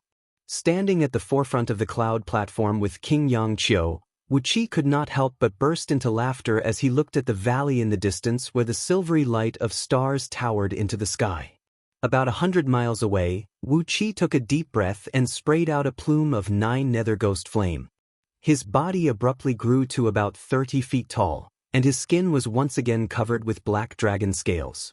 Carefully, the 2 dragon pythons raised their heads from Wu Qi's shoulder and quickly glanced at the murderous soldiers around them, then quickly shrunk their bodies to the size of earthworms and burrowed into Wu Qi's ear like Ao Buzan. Ao Buzan hid in Wu Qi's left ear, while the 2 dragon pythons hid in Wu Qi's right ear. No one had any objection to Wu Qi taking in the 2 dragon pythons. The warriors of Deyu always liked to keep some strange beasts, birds, and poisonous insects. Although these 2 dragon pythons were a little rare, it was not as if no one kept similar species. Even King Yangqiu knew a few members of the imperial clan who kept the ancient fierce beasts, the 9-headed serpents. So, it was not a big deal. Exercising the dragon kill, Wu Qi transformed his body into the form of a dragon man and raised both hands. A plume of black smoke shot out of his fingertips, and in the next moment, hundreds of mountains, each 100 miles tall, were lifted off the ground amidst a deafening rumble. The roots of the mountains were separated from the ground, causing countless boulders to crumble and dust to rise high into the sky. A gust of wind swept across the place, causing many soldiers to lose their balance and nearly be swept away by the flying mountains. A total of 360 mountains were uprooted into the sky by Wu Qi with the mountain shifting spell, a mystic technique of the Directorate of Celestials. Standing off to one side, Yugu could not help but nod and exclaim, "Cultivating both fleshly body and magic is amazing." Tan Lang's mountain-moving incantation has already fully grasped its essence. It's too wonderful for words. Wu Qi laughed and said, "You flatter me, Elder Yu." He put his palms together, and the mountains flew toward Wu Qi. Then, a plume of 9 nether ghost flame, black as ink, sprayed out of his palms. Amidst a sizzling noise, the mountains shrank rapidly, and before long, the hundreds of miles tall mountains were reduced to 3 feet tall. Although they had shrunk in size, their weight did not change at all. Their density had been compressed to an extreme, so much so that they were comparable to the materials of the cores of the stars in outer heavenly realms, which had been tempered by all kinds of great natural forces day and night. Wu Qi soared into the sky with both hands holding the small hills, then casually sprinkled them into a valley not far away. Accompanied by a loud, muffled boom, Wu Qi threw the mountains into the formation constructed by Lord Wandering Immortal, sealing off the 360 most important energy circulation veins in the formation. Immediately, a deafening rumble rang out from the formation. Countless starlight towered into the sky, and the mountains inside the formation crumbled one after another. The immortals stationed on the mountains howled miserably as they were shredded to pieces by the violent star power. Wu Qi's understanding of the essence of formations from the scroll of stealing had reached the state of Tao heart illumination, and he could now comprehend 10,000 of them. Therefore, it did not take him much effort to crack the formation constructed by Lord Wandering Immortal. After blocking off the energy circulation veins of the formation collapsed immediately, and the army of hundreds of thousands of soldiers quickly surrounded the entire valley. A dark cloud rose into the sky. Li Qinghua, who was tied to a stone stake and bound by black metal chains like a rice dumpling, was howling in pain as he was escorted to the sky above the valley by dozens of burly executioners. Complacently, King Yangqiu flew to the sky above the valley with his trusted subordinates. Smiling at the immortals who were running around in panic, he said, "Lord Wandering Immortal, the sovereign of the myriad immortal alliance has been beheaded, and I've captured Li Qinghua alive. Why don't you surrender now? Are you still going to put up a stubborn resistance?" Amidst Li Qinghua's hoarse howl, Lord Wandering Immortal and the other gold immortals of the alliance breathed a long sigh and committed suicide in front of everyone. They dispersed their immortal bodies and immortal souls, and did not put up any resistance. Wu Qi fished out 360 refined star beads from the pool in the valley. Now that he was King Yangqiu's trusted subordinate, who would dare to compete with him for these treasures? Each of these star beads was a top-grade gold immortal artifact that the sovereign had personally crafted with hundreds of millions of kilograms of materials. If all 360 star beads were used in unison, their power would be unparalleled. But now they had benefited Wu Qi. Over the next year, King Yangqiu, Wu Qi, and others escorted Li Qinghua to and fro to Yu.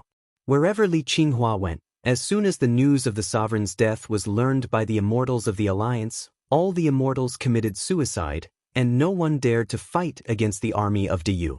In just 1 year, the myriad immortal alliance, which had once turned the whole of Diyu upside down, was completely pacified. For a time, the imperial court of Diyu was shaken, and the name of King Yangqiu spread far and wide. Meanwhile, Tanlang, the pseudonym of Wu Qi, the county governor of the East Sea of Hai Province and the military minister of Hai Province, had also caught the attention of the important ministers of Diyu. Chapter 710. King Yangqiu's army was stationed in Greenwood Plain. The plain, which measured more than 100 million miles in both width and length, was covered with lush green grass. Thousands of wild beasts lurked amidst the grass, and countless wildflowers were in full bloom, their petals as big as water tanks.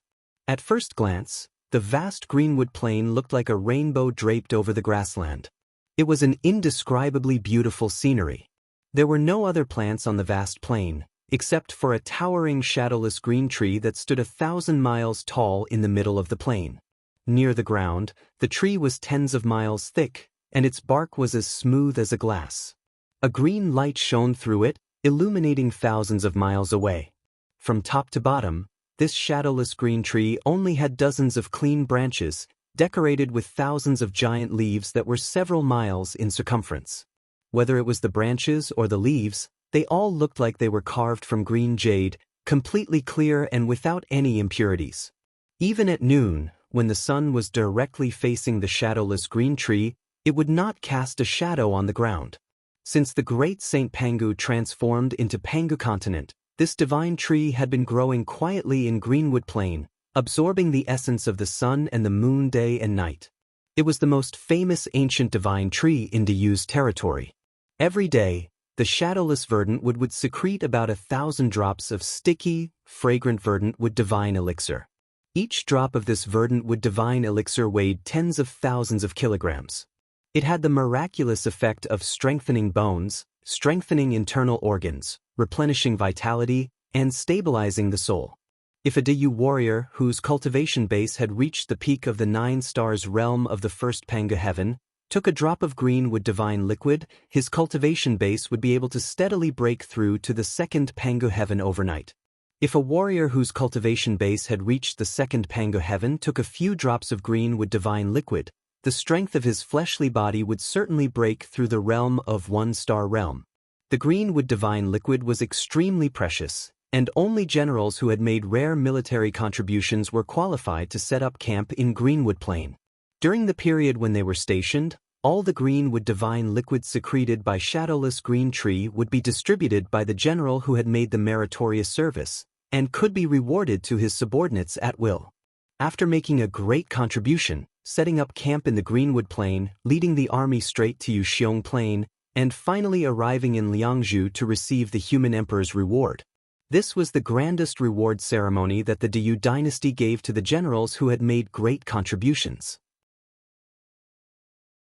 According to the amount of military service rendered, one could be stationed in Greenwood Plain for 3 days, 6 days, or even 9 days. But King Yangqiu's army had been stationed here for 36 days. The vast Greenwood Plain, which measured 100 million miles in circumference, had been cursed by a great oracle of the ancient Directorate of Celestials. Although it existed on Pangu continent, it had been isolated into a separate space, and only generals who had rendered great meritorious services and their subordinates were allowed to set up camp in it. King Yangqiu's army had been stationed in Greenwood Plain for 36 days, which was the longest in the last eon. He had killed the sovereign of the myriad immortal alliance, captured Li Qinghua alive, and spent a year touring around the world with him. The collapse of the alliance, countless immortals of the alliance had committed suicide, and almost all the itinerant cultivator powers on Pangu continent had been completely destroyed. Such an amazing contribution was worthy of King Yang Qiu setting up camp in Greenwood Plain for 36 days. Over King Yang Qiu's military camp, Yugu's supreme tower was hovering on a cloud. The human emperor was overjoyed when he heard that Yugu had been rewarded by the virtue of the heavenly Tao for helping King Yang Qiu kill the sovereign. When he returned to Liangzhu, he would definitely be rewarded handsomely, and he would certainly have more power in the Directorate of Celestials. Delighted, Yugu simply followed King Yang Qiu's army on a tour around the world, working with Wu Qi to break through countless strongholds of the Alliance and kill many immortals of the Alliance. At the moment, a feast was being held in the Supreme Tower. In one of the halls, King Yang Qiu and a group of close courtiers were having a wild time with a group of teenage girls. If they were in the main tent, King Yang Qiu, as the commander of the army, would not dare to be so unrestrained. But in Yugu's Supreme Tower, King Yang Qiu could let go of the restraint in his heart and enjoy everything he wanted. Naked teenage girls ran around the hall, screaming and screaming, while King Yang Qiu, Yang Qiufenghua, and other military officers, who were also nearly naked, chased after them, laughing and playing. If any teenage girls were caught by them, they would immediately engage in a hand-to-hand fight. In a corner of the hall, dozens of teenage mermaids were soaking in a pool, either playing musical instruments or singing the most enchanting music of the mermaids in a low voice to liven up the atmosphere. The hall was filled with the fragrance of ambergris, which Yugu had carefully concocted. It was gentle, smooth, and had a great aphrodisiac effect, which made King Yang Qiu and the others panting and entangled with the teenage girls. There was a small door in a corner of the hall, behind which was a dimly lit secret chamber. Yugu, a withered tree that had been revived, was excitedly having sex with dozens of teenage girls from various clans on a huge bed. Like an old wolf in heat, Yugu threw his head back and roared into the sky, twisting and turning with the teenage girls into a pile of flesh. He was too embarrassed to fool around with King Yang Qiu and the other juniors, but in this relatively closed secret chamber he could unleash all the anger that he had been holding back for tens of thousands of years, and no one could stop him. But these erotic scenes had nothing to do with Wu Qi. At the moment, Wu Qi was in the secret chamber in the deepest part of the Supreme Tower, completely isolated from the outside world by sealing off the void with the ancient divine runes of the Book of Ancient God. It had taken King Yang Qiu a year to conquer the myriad immortal alliance, and during that time, Wu Qi had spent most of his time refining various materials, in addition to helping King Yang Qiu break the defensive formations in the alliance's strongholds. Now that he was the most popular man at King Yang Qiu's side, and one of the 3 men who were rewarded by the virtues of the heavenly Tao for killing the sovereign, Wu Qi's power had become so great that no one would say anything when he took out a large number of rare materials from King Yang Qiu's armory at will. The secret chamber was originally only about 100 feet in length and width, but after Wu Qi cast the ancient divine runes recorded in the Book of Ancient God into the surrounding walls, the space immediately expanded to 100 miles in both width and length, and about 10 miles in height. Now, there were countless materials piled up in the vast space. They were the rare materials Wu Qi had taken out of the armory over the past year, and they had all been carefully refined by Wu Qi with the divine flame of great tranquility, so all the impurities in them had been removed. Sitting cross-legged in the middle of the secret chamber, he glanced complacently at the countless materials placed around him. Then, he carefully scanned the surroundings with his innate divine will.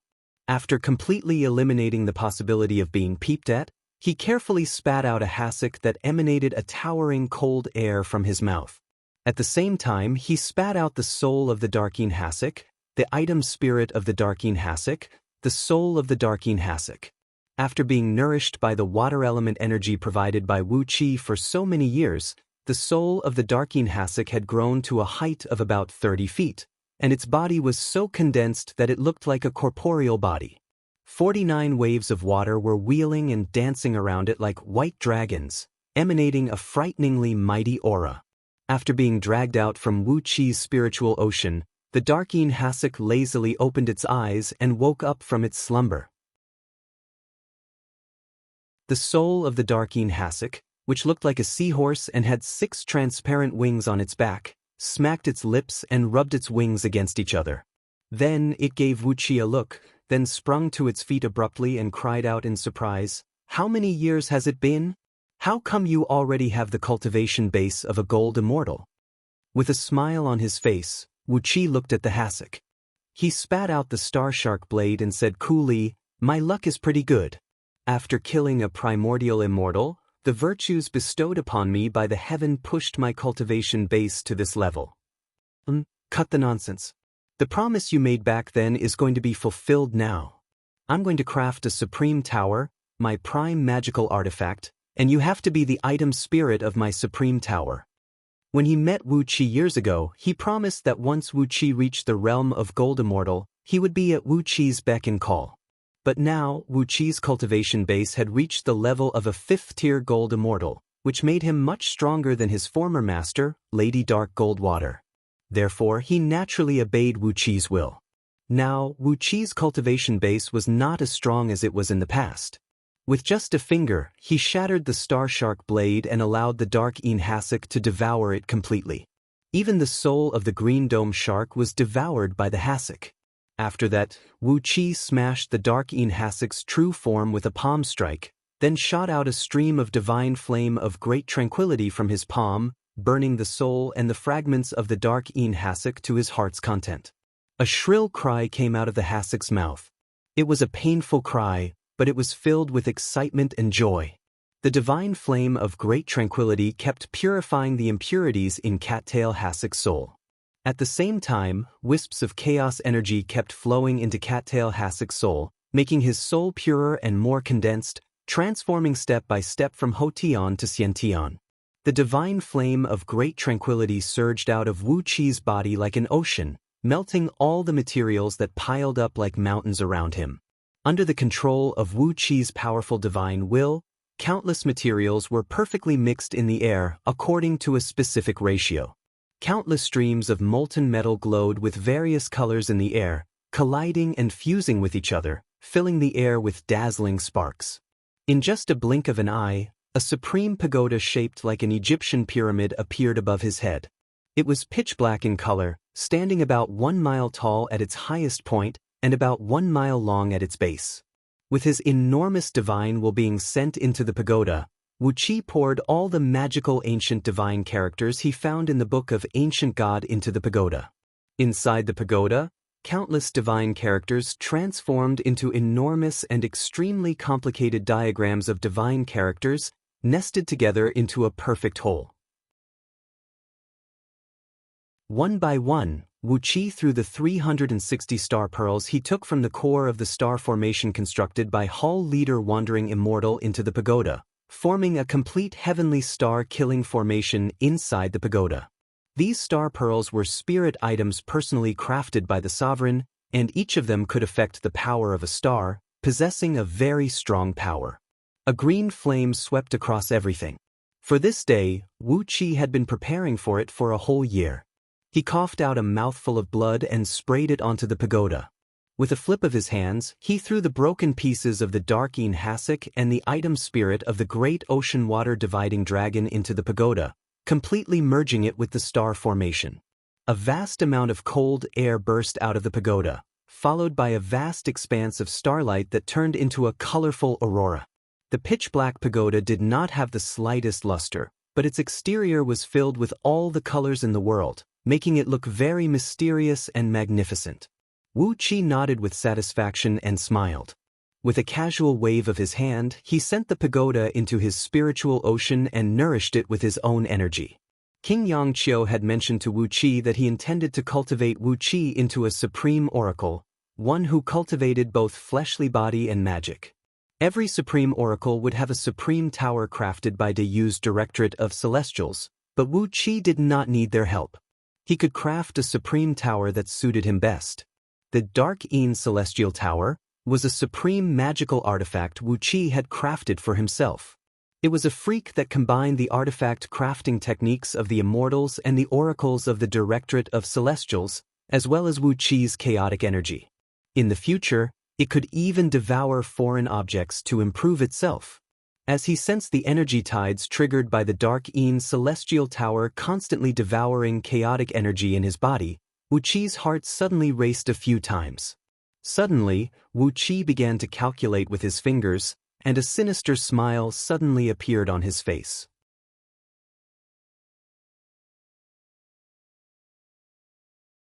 Chapter 7:11.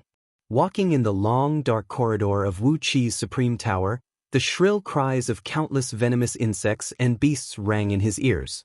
From time to time, groups of oracles, maids, and guards walked past him like ghosts. All of them bowed deeply and respectfully in silence when he passed by, and no one dared to set their eyes on anything above Wu Qi's belt. Diyu was a country with a strict hierarchy, and the Directorate of Celestials of Diyu was the oldest, most traditional, most conservative, and hardest piece of granite in Diyu, a country that was as boring as granite.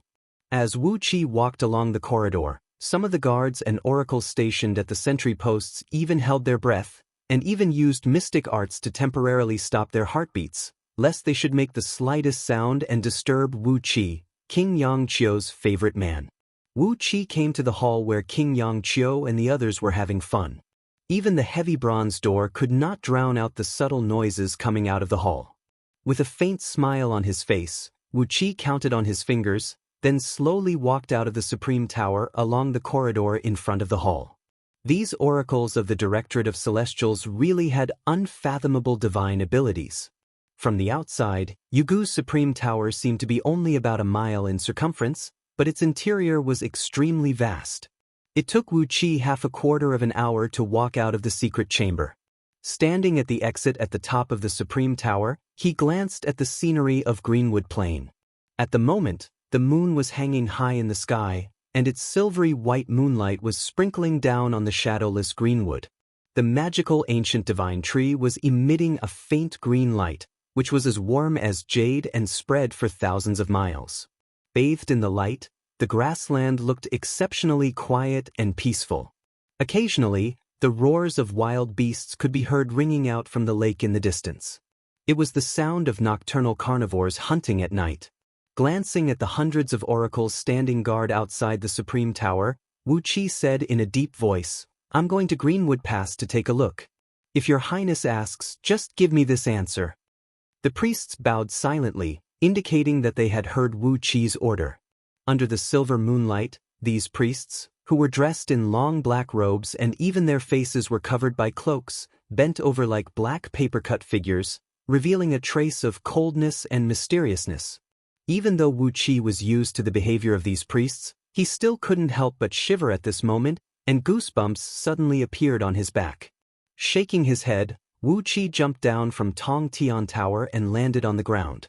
Wu Qi quickly captured the energy fluctuation of a spirit vein. He casually took a step forward and activated the Quafu chasing sun step. With a twist of his body, he arrived at the exit of Greenwood Plain, a long and narrow valley sandwiched between two tall mountains.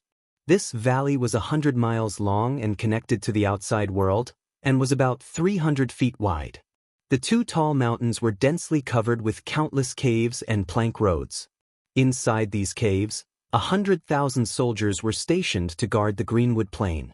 Wu Qi waved at the sentries standing on the mountaintop, and with a flash of his body, he arrived at the other end of the valley. After passing through a thick layer of air that was as thick as glue, the path ahead suddenly opened up. In the middle of the valley stood a majestic city, brightly lit, and the night breeze carried the laughter of women and the coarse shouts of men. This majestic city was Greenwood Pass. The outer wall of this city was entirely made of metal, and was densely covered with countless talismans and restrictive spells. On the left and right sides of Greenwood Pass were tall mountains, and the 2 rows of high walls were built according to the terrain of the mountains. Inside the pass, all kinds of professions could be found, including wine, women, avarice, and temper. This Greenwood Pass was built for the soldiers stationed in Greenwood Plain. Every few days, soldiers would come out of Greenwood Plain to enjoy themselves in Greenwood Pass. Greenwood Plain was a vital area of Diyu, and the Greenwood divine liquid it produced was of great value. That was why an army of 100,000 was stationed here. These 100,000 soldiers were usually not allowed to leave the area within 100 miles of Greenwood Plain, and their various desires also needed to be satisfied. Greenwood Pass was built for this purpose. Originally, Greenwood Pass was purely a military town, but as time passed, because the barren mountains near Greenwood Pass produced all kinds of powerful demon beasts and spirit beasts, as well as all kinds of spirit herbs and rare ores, a large number of hunters and caravans gradually began to use Greenwood Pass as a distribution center. Today, Greenwood Pass had become the largest commercial center in this mountain range, and it was even more prosperous and lively than Zhongning City, the capital of Zhong Province. Wearing a black battle robe and a blood-red cloak, Wu Qi slowly walked into Greenwood Pass with his hands clasped behind his back. On both sides of the spacious road, there were countless shops, restaurants, brothels, and casinos. Although Yu was conservative and traditional, it seemed that brothels and casinos existed everywhere, no matter how conservative the place was. Greenwood Plain was garrisoned with an army of 100,000 soldiers, and they were paid very well. As a result, there were a lot of brothels and other places of entertainment in Greenwood Pass. King Yangqiu's army had been stationed here for 36 days, and Wu Qi had been busy refining Dark Yi's celestial tower. This was the first time he had a chance to enjoy the scenery of Greenwood Pass. Even in the middle of the night, the place was still very lively and filled with a savage aura of life. Loud screams of women and the deep panting of men could be heard coming out of the brothels along the road. In the casinos, the sound of all kinds of gambling devices was deafening, and countless people were shouting and yelling at the top of their lungs. In a few restaurants, drunken men were fighting each other, while countless people were clapping and stamping their feet to cheer them on. The doors of the shops were wide open, and a few dim lights could be seen flickering inside. Some burly men, who moved stealthily like ghosts, snuck into these shops and showed their harvests to the shopkeepers, hoping to sell them for a sky-high price that would allow them to live a carefree life for the rest of their lives. The shops in Greenwood Pass always had better business at night than during the day, because if you sold your goods at a high price during the day, you were likely to be robbed on the street within a few steps. But at night, it was much more hidden and safer. From time to time, suppressed laughter could be heard coming from these shops. Clearly, someone had found something very valuable in the wilderness, and the shops were offering a high price beyond their imagination. Although these shops were protected by various restrictive spells, Wu Qi's innate divine sense could enter and leave them at will. Smiling, Wu Qi glanced at the goods with his divine sense, then shook his head gently. There were a few good things, but Wu Qi was not interested in them. Wu Qi had already mastered the heavenly star divination technique he learned from Su Qin.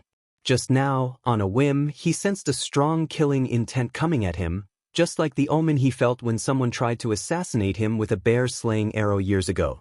Those people are really persistent. It's been so long, and yet they're still following me? Over the past year or so, Wu Qi had been aware that someone was following him. But as he was in the midst of the army, those people dared not to break into King Yangqiu's camp, for they would be courting death. So, he had a whole year to refine all kinds of materials in peace. But now that the Dark Yi's celestial tower had been successfully refined, Wu Qi was eager to let this treasure see some blood, and at the same time, he wanted to see who was so obsessed with him. Walking along the streets of Greenwood Pass, although the streets were bustling with people, people parted subconsciously wherever Wu Qi passed. No one dared to get within 30 feet of Wu Qi. The battle robe he was wearing showed his identity. Everyone in Greenwood Pass knew that one should never provoke the people of the Great Yu Army, or else one would be asking for trouble. There was an unspoken rule in Greenwood Pass. It was perfectly justified for the soldiers stationed in Greenwood Plain to kill people. There was a large empty space around him, making him stand out like a sore thumb on the street. Patriarch Yuan Hua and Lu Bui were squinting at Wu Qi from a tall building on the side of the road. They breathed a sigh of relief at the same time. Patriarch Yuan Hua shook his head and said with a sigh, "Finally, this boy is traveling alone. Otherwise, when would I be able to kill him? Hehe, that is an immortal abode. No matter what, Patriarch of Immortal Mansion wants it. Lu Bue nodded. He gave the surroundings a glance and said with a cold grin, "There are many people who have their eyes on this boy. Now that Myriad Immortal Alliance has been defeated, those itinerant cultivator clans are having a hard time. Every day, countless itinerant cultivators are dug out and killed. The temptation of a hidden immortal abode is too great. Master, if we want that immortal abode, we need to put in more effort." Patriarch Yuan Hua snorted disdainfully. A ferocious blood-red gleam shone in his eyes as he said in a low voice, "If that's the case, I'll just kill all these juniors. Over the past year, I've collected countless blood essences and souls. Hee, it's time for this natal magical treasure of mine to kill someone." A blood-red flag slowly rose from the top of Patriarch Yuan Hua's head. He controlled it so that it would not emit any light. Under the moonlight, the blood flag turned into a dark shadow, sticking close to the ground and flowing towards Wuqi. It looked like a puddle of dirty blood was flowing quickly on the ground. Countless shouts rang out at the same time. On the hundreds of buildings around Wuqi, at least 1,000 immortals and itinerant cultivators unleashed their flying swords and slashed them down toward Wuqi's head. The density of the flying swords was so great that when over 1,000 flying swords collided with each other, several hundred of them exploded in midair. Curses of shock and anger could be heard coming from afar, while all kinds of magical treasures and thunderbolts came flying toward Wuqi. "Kill him! Kill him! Kill him, and we'll have an absolutely safe immortal abode." The immortals and itinerant cultivators roared in unison. In just over a year, the situation on Pangu continent had changed too fast. The living space of itinerant cultivators had been squeezed to the limit, and the attraction of an absolutely secret immortal abode in Gourd Immortal Market was more than 100 times greater than it was a year ago. With this immortal abode, they would have a chance to survive, and the chance to continue their clans or sects on Pangu continent. Therefore, Wuqi's attraction was even greater now. Not long after King Yangqiu's army arrived in Greenwood Plain, more than 1,000 immortals and itinerant cultivators came here, hoping to kill Wuqi with a single blow. More immortals and itinerant cultivators followed King Yangqiu's army and came here. But as the journey was too long, they could not make it in time. As countless magical treasures and thunderbolts came raining down on him, Wuqi laughed wildly, and the Dark Een Celestial Tower, which he had just refined, flew out at top speed. The huge black tower hovered above Wuqi's head, enveloping him in a cold aurora. Many magical treasures were smashing onto the light barrier formed by the cold aurora, but they were immediately frozen and shattered by the frightening cold, or sliced into pieces by the extremely sharp aurora. Cries of alarm rang out from afar, and those immortals and itinerant cultivators who were eager to strike spat out blood and backed away. Wuqi snorted coldly and pointed a finger at the Dark Een Celestial Tower. A great wave of water sprayed out from the base of the tower, which transformed into hundreds of huge white dragons and flew toward those immortals and itinerant cultivators. Accompanied by screams of horror, the immortals and itinerant cultivators were pulled into the tower by the dragons. A shrill alarm rang out, and the garrison army of Greenwood Pass was dispatched. Dull footsteps could be heard coming from all directions. A sheet of blood-red light rushed out from the front of Wuqi, and a blood-red flag came flying toward him with a pungent smell of blood.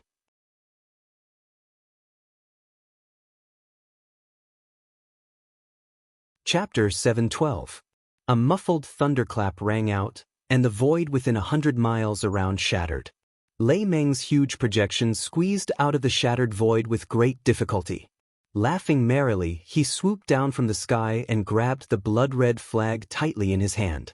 The flag emitted a blinding blood-red light, which transformed into countless blades, spears, swords, and halberds that flew toward Lei Meng's huge hand. However, countless bolts of lightning shot out of Lei Meng's hand like flood dragons, shattering all the weapons transformed from the blood-red light. But as soon as the 9 nether ghost flames sprayed out, the blood-red flag was immediately set ablaze. In just a few seconds, all the restrictive spells on the flag were burned away by the black ghost flame. Accompanied by a shrill roar, the ghost flame rushed into the sea of blood. Immediately, the boundless sea of blood burst into a towering fire. The blood was quickly evaporated, and the vengeful souls in it were turned into smoke by the black, sticky flame. Black, big girl, little girl, it's time for more food. Fresh meat, make yourself at home. These heavenly ghosts had sharp horns on their heads, their bodies were covered with sticky, smooth skin, and long tails trailing behind them. They flew over the sea of blood like a gust of wind, and from time to time, they would disappear and travel through the void, appearing wherever they wanted. Their bodies were wrapped in a thick layer of blood, and their bodies were between shadow and corporeal. They were not real heavenly ghosts, but blood-draining fiends that Patriarch Yuan Hua had refined with a fiend technique. A deafening boom rang out as the flag was blown to ashes by Lei Meng. Only a wisp of pale red spirit light was left hovering in Lei Meng's palm. It was a wisp of the original spirit of the flag, which contained all the information about it. Lei Meng generously threw the wisp of Yuan Ling into Wu Qi's spiritual ocean, then twisted his body and disappeared without a trace. The harvest this time was huge, and the amount of blood in the sea was very large. Lei Meng was in a hurry to go back and digest the blood essence and souls he had obtained this time.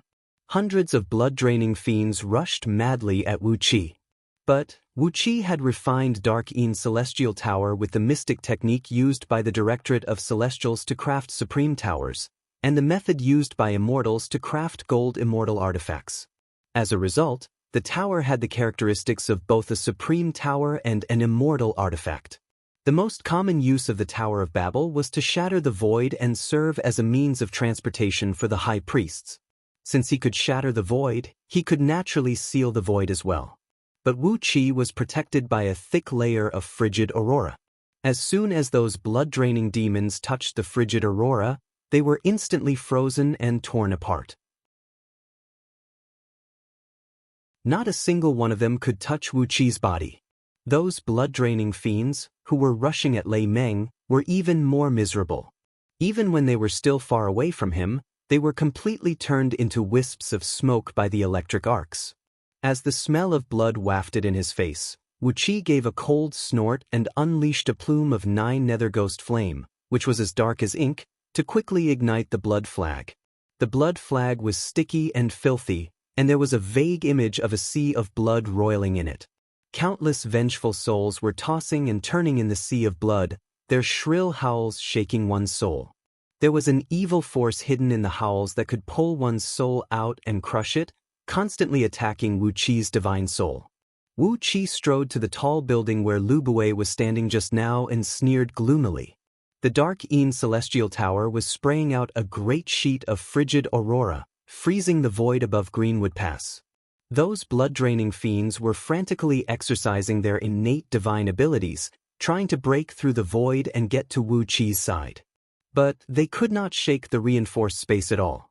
All they could do was charge at Wu Qi with the escape art, spread their sharp claws and teeth, and tear at Wu Qi, tearing his body to pieces and shattering his soul, so that he would never be able to reincarnate. As the Blood Sea Grand Magic had yet to be completed, he had only refined several hundred blood-draining fiends. However, these fiends could come and go without a trace, and they could travel through the void and hide themselves at will. On top of that, they were extremely strong, ferocious, and born with all kinds of innate divine abilities. As Patriarch Yuan Hua let out a furious roar, hundreds of blood-draining fiends flew out of the sea of blood. Hundreds of beams of blood-red light wheeled rapidly over Greenwood Pass for a while, then sped toward Lei Meng and Wu Qi. Lu Bui gave an angry glare at Wu Qi, who was striding toward him, then heaved a long sigh and transformed into a wisp of smoke, vanishing without a trace. Lei Meng was laughing as he frantically devoured the blood essence and souls in the blood flag. Before long, he had completely devoured the entire sea of blood. Holding the blood flag with both hands, he tried his best to pour a massive force of thunder into it. Blood essence and souls were the nourishment needed by ghosts and deities from outer heavenly realms like Lei Meng. Even though he had been turned into a sea of blood and souls by Patriarch Yuan Hua with a vicious magic, Lei Meng was still able to absorb them. As long as they were blood and souls, his stomach could digest them and turn them into his own power. Cries of joy kept coming out of Lei Meng's mouth. As a huge amount of blood and souls continued to pour into his palms, his projection gradually became clearer.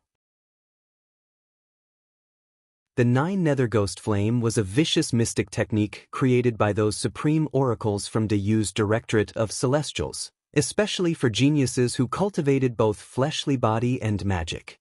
In terms of nature, if the Nine Nether Ghost Flame was dirty water, then the sea of blood in the blood flag was a clear spring. The Nine Nether Ghost Flame was too evil, too filthy, and too vicious. It was one of the trump cards of the Dragon Kill. Compared to it, Patriarch Yuan Hua's Blood Sea Grand Magic seemed to be more honorable and dignified. Die, evil spawn. Patriarch Yuan Hua's body was trembling violently. His instinct told him to leave this place as soon as possible, to get as far away from Wu Qi as possible. But the part of Lord Blood Ocean's soul in his immortal soul kept telling him that he had to take back the blood flag from Lei Meng. The blood flag was Lord Blood Ocean's opportunity to prove his Tao. With it, he would have a boundless future waiting for him.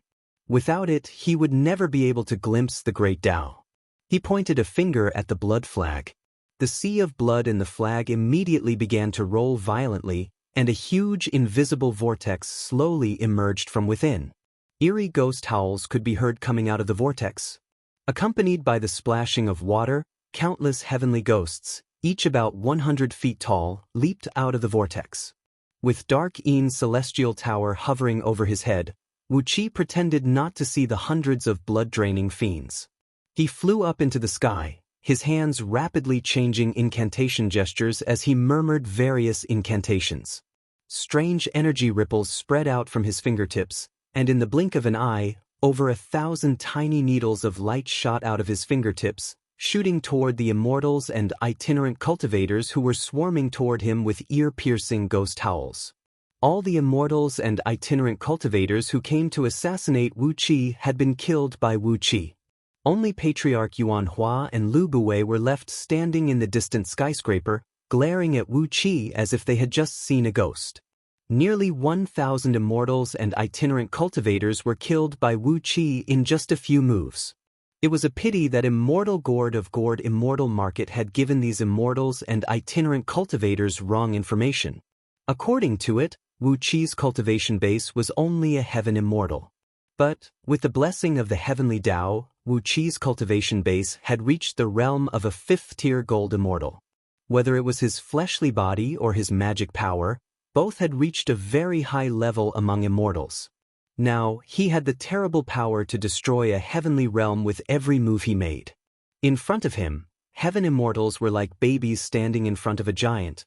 They could not withstand a single blow, let alone those itinerant cultivators who came with him to take advantage of him. Wu Qi laughed in a low voice. Ao Buzan poked half of his body out of his left ear, while the 2 dragon pythons poked half of their bodies out of his right ear. Abruptly, 3 huge mouths appeared around Wu Qi, swallowing all the itinerant immortals and itinerant cultivators, the strongest of whom was only a 27th-tier heaven immortal. A terrible crunching noise rang out, and the hundreds of immortals and itinerant cultivators had turned into a plate of snacks for them. Amidst a long, shrill cry, Wu Qi's body quickly grew to 50 feet tall. With his claws covered in dragon scales, he grabbed the blood flag, which had turned into a wave of blood and was trying to flee. Lei Meng, come out now and take your food, he cried out. This is your reward for helping me kill the sovereign that day. Standing next to Lu Buwei, Patriarch Yuan Hua's blood and energy were rocking violently. Having fused his nascent divinity with the blood flag, he coughed up a large amount of dirty blood at the same time, and there was a faint black flame burning all over his body. Lu Buwei was so frightened that he took a few steps back, staring at Patriarch Yuan Hua in horror. He could not understand why the old man had suddenly become like this. Lu Buwei stealthily took a few steps back, staring at Wu Qi in horror, and cursing Immortal Gourd's mother in a low voice. Patriarch Yuan Hua howled in exasperation. The 9 nether ghost flame was burning his body, and his limbs were constantly being corroded and devoured by the ghost flame. Lei Meng had extracted the sea of blood from his blood flag, which had caused his overall strength to plummet. In just the space of a few breaths, his cultivation base had dropped by 3 tiers. With Patriarch Yuan Hua's current overall strength, how could he withstand such a torment from Lei Meng? In desperation, Patriarch Yuan Hua did not hesitate to strike out the strongest attack he had cultivated with the help of Lu Buwei's heavenly ghost grand magic, which he had spent more than a year together with Lu Buwei.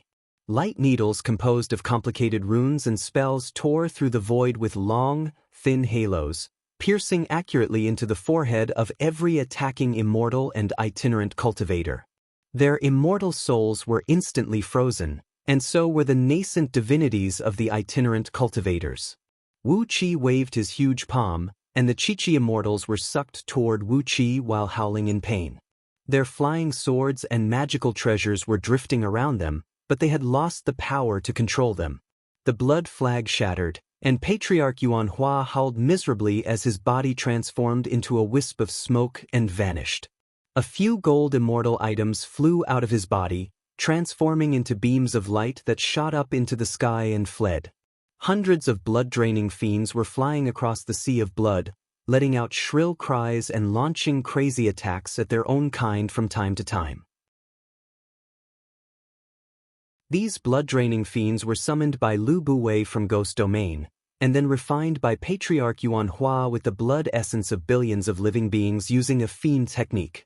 After gathering tens of thousands of blood-draining fiends, he let them fight and devour each other like poisonous bugs.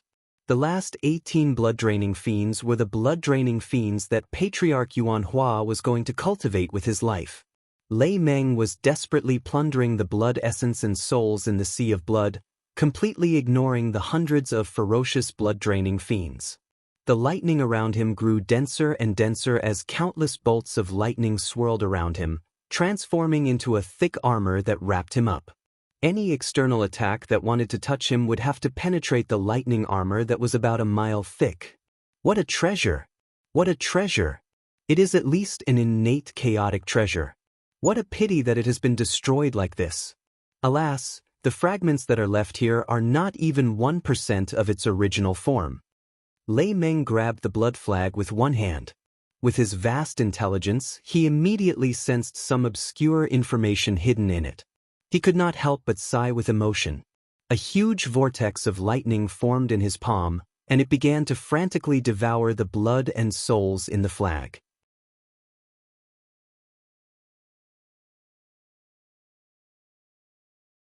Chapter 713. During the night raid in Greenwood Pass, Wu Qi killed 795 Heaven Immortals and itinerant cultivators and captured 35 Heaven Immortals and 452 itinerant cultivators. Apart from Lu Buwei, who escaped with the help of the Heavenly Ghost Grand Magic, none of the attackers were spared. Apart from Ao Buzan and the 2 dragon pythons, Wu Qi's greatest harvest was the wisp of Yuan Ling's essence that Lei Meng had separated from the blood flag. The Blood Sea Grand Magic, a vicious and ferocious cultivation technique of the Fiend League, had been completely separated from the blood flag by Lei Meng with a mighty divine ability, and Wu Qi had obtained the complete cultivation technique of Blood Sea Grand Magic. After spending a whole night studying the Blood Sea Grand Magic, Wu Qi learned the reason why Patriarch Yuan Hua had hooked up with Lu Buwei.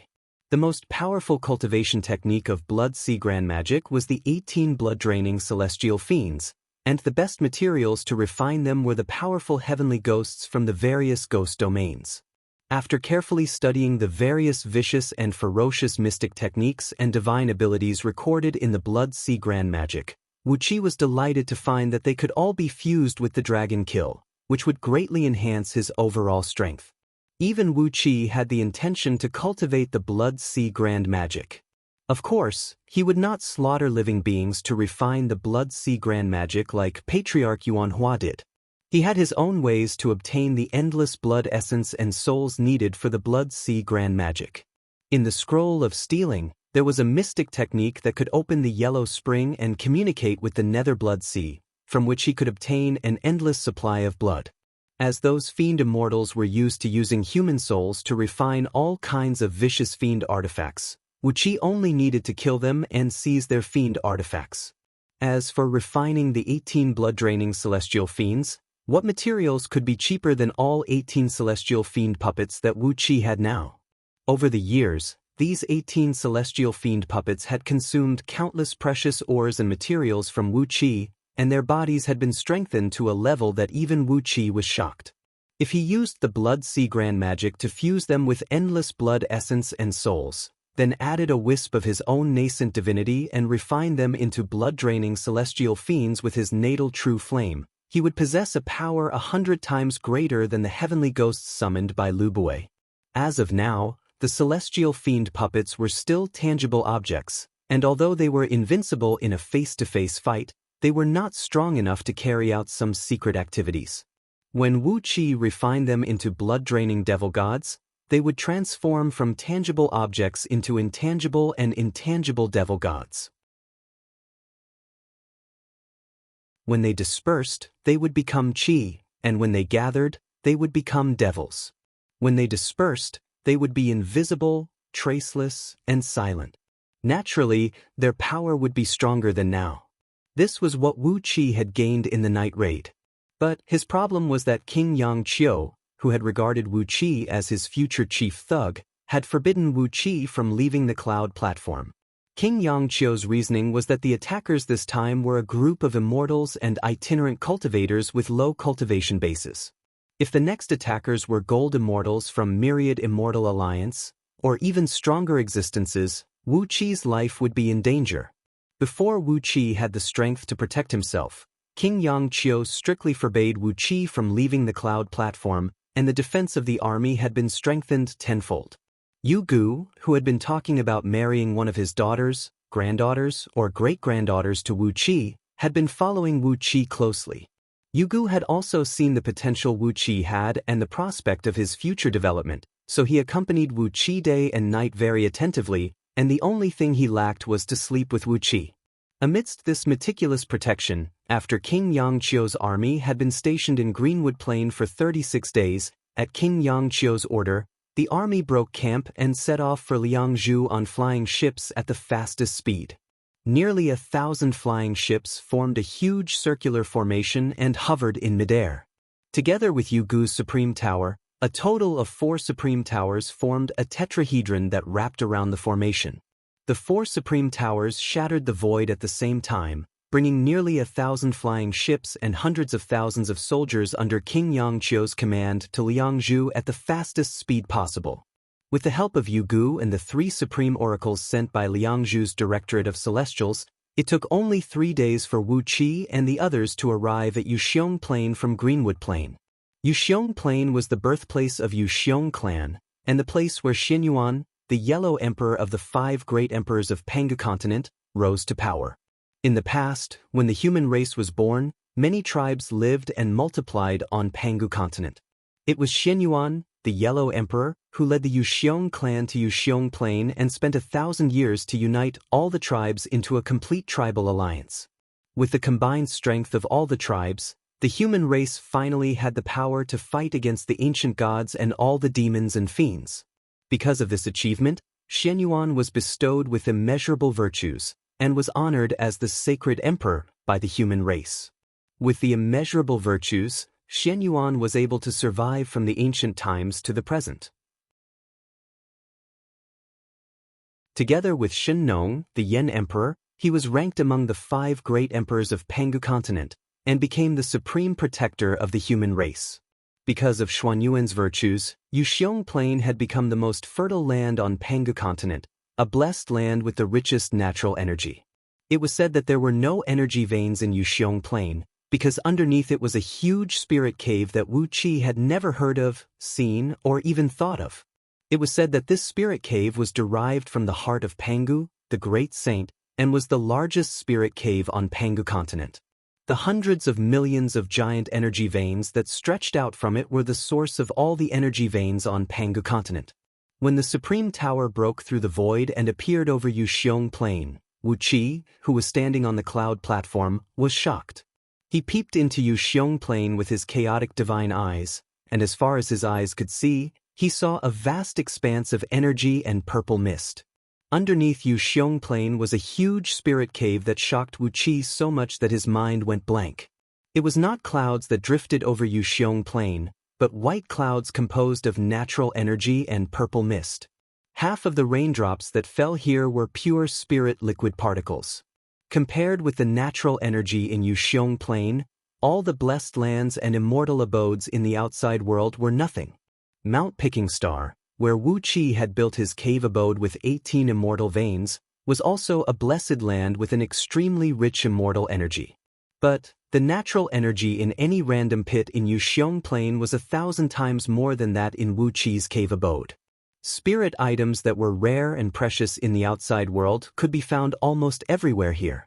To be precise, the stones used by the common people to build their houses were supreme-grade immortal stones, and the materials they used to forge hoes and plows were ores that could be used to forge supreme-grade gold immortal artifacts in outer heavenly realms. At last, Wu Qi understood why the human emperor had forbidden immortals to come close to the land 10 billion miles around Yuxiong Plain. As long as any immortal dared to come close to Yuxiong Plain, the Diu dynasty would do everything in its power to wipe them out.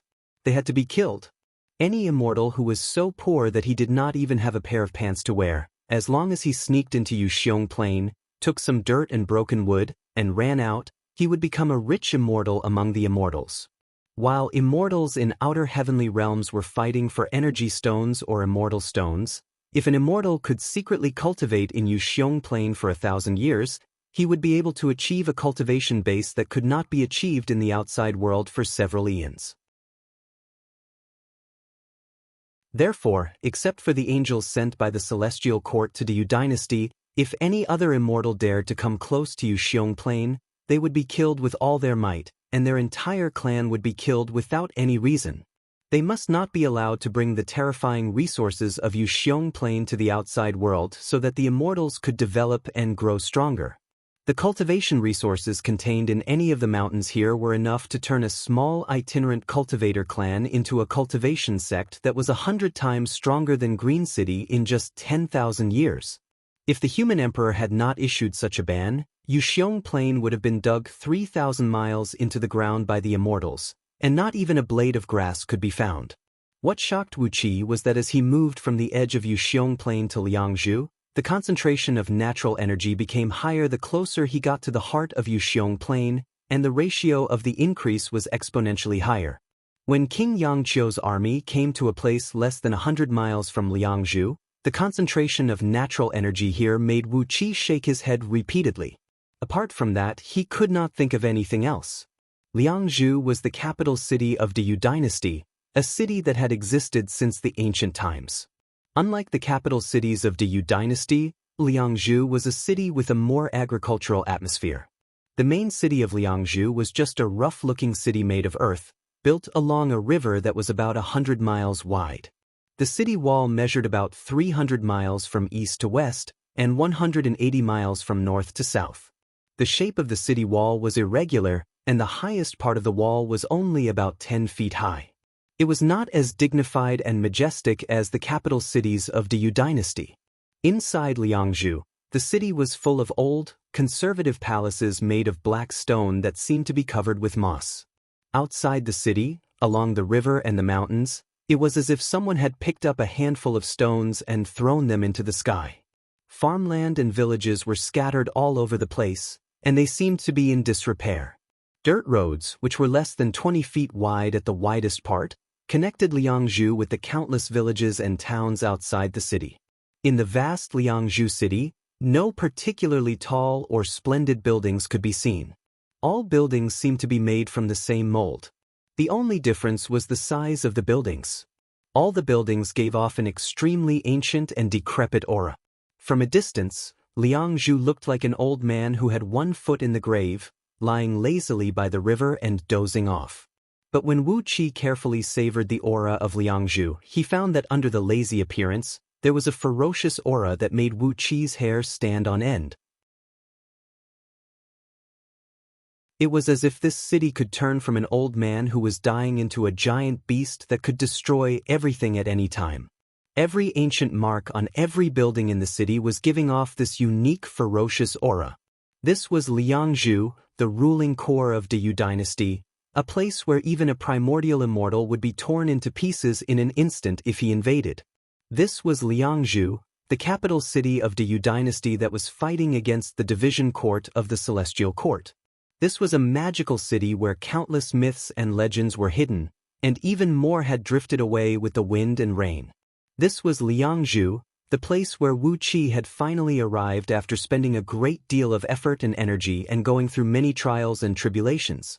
A long, drawn-out sound of a horn could be heard coming from Liangzhu.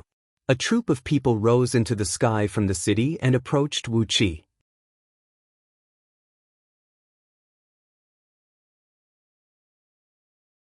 Chapter 714. A large group of people came out of Liangzhu to greet them. Rare birds and strange beasts were flying all over the sky, and 12 golden-tusked mammoths, each with 2 pairs of tusks protruding from their backs. These golden-tusked mammoths were also an extraordinary species of the primitive universe. They were born with intelligence and incredible strength, and were the strongest among all the divine beasts. Even the most famous divine beasts, the azure dragon and the white tiger, could not defeat them in strength. In outer heavenly realms, these golden-tusked mammoths were extinct, but in Diu, they were part of the guard of honor. Behind each mammoth, which was around 100 meters tall, was a throne carved out of black stone. On the throne sat an old man, who was wearing a black, coarse linen robe and had his hair coiled into a bun with a thorny hairpin, and had an ancient face. Looking at these old men, Wu Qi felt that they looked exactly the same, about the same height, the same skin color, the same appearance, and even the same temperament and aura emanating from them. They looked stiff, cold and numb on the outside, but inside of them was a terrible power that could destroy everything.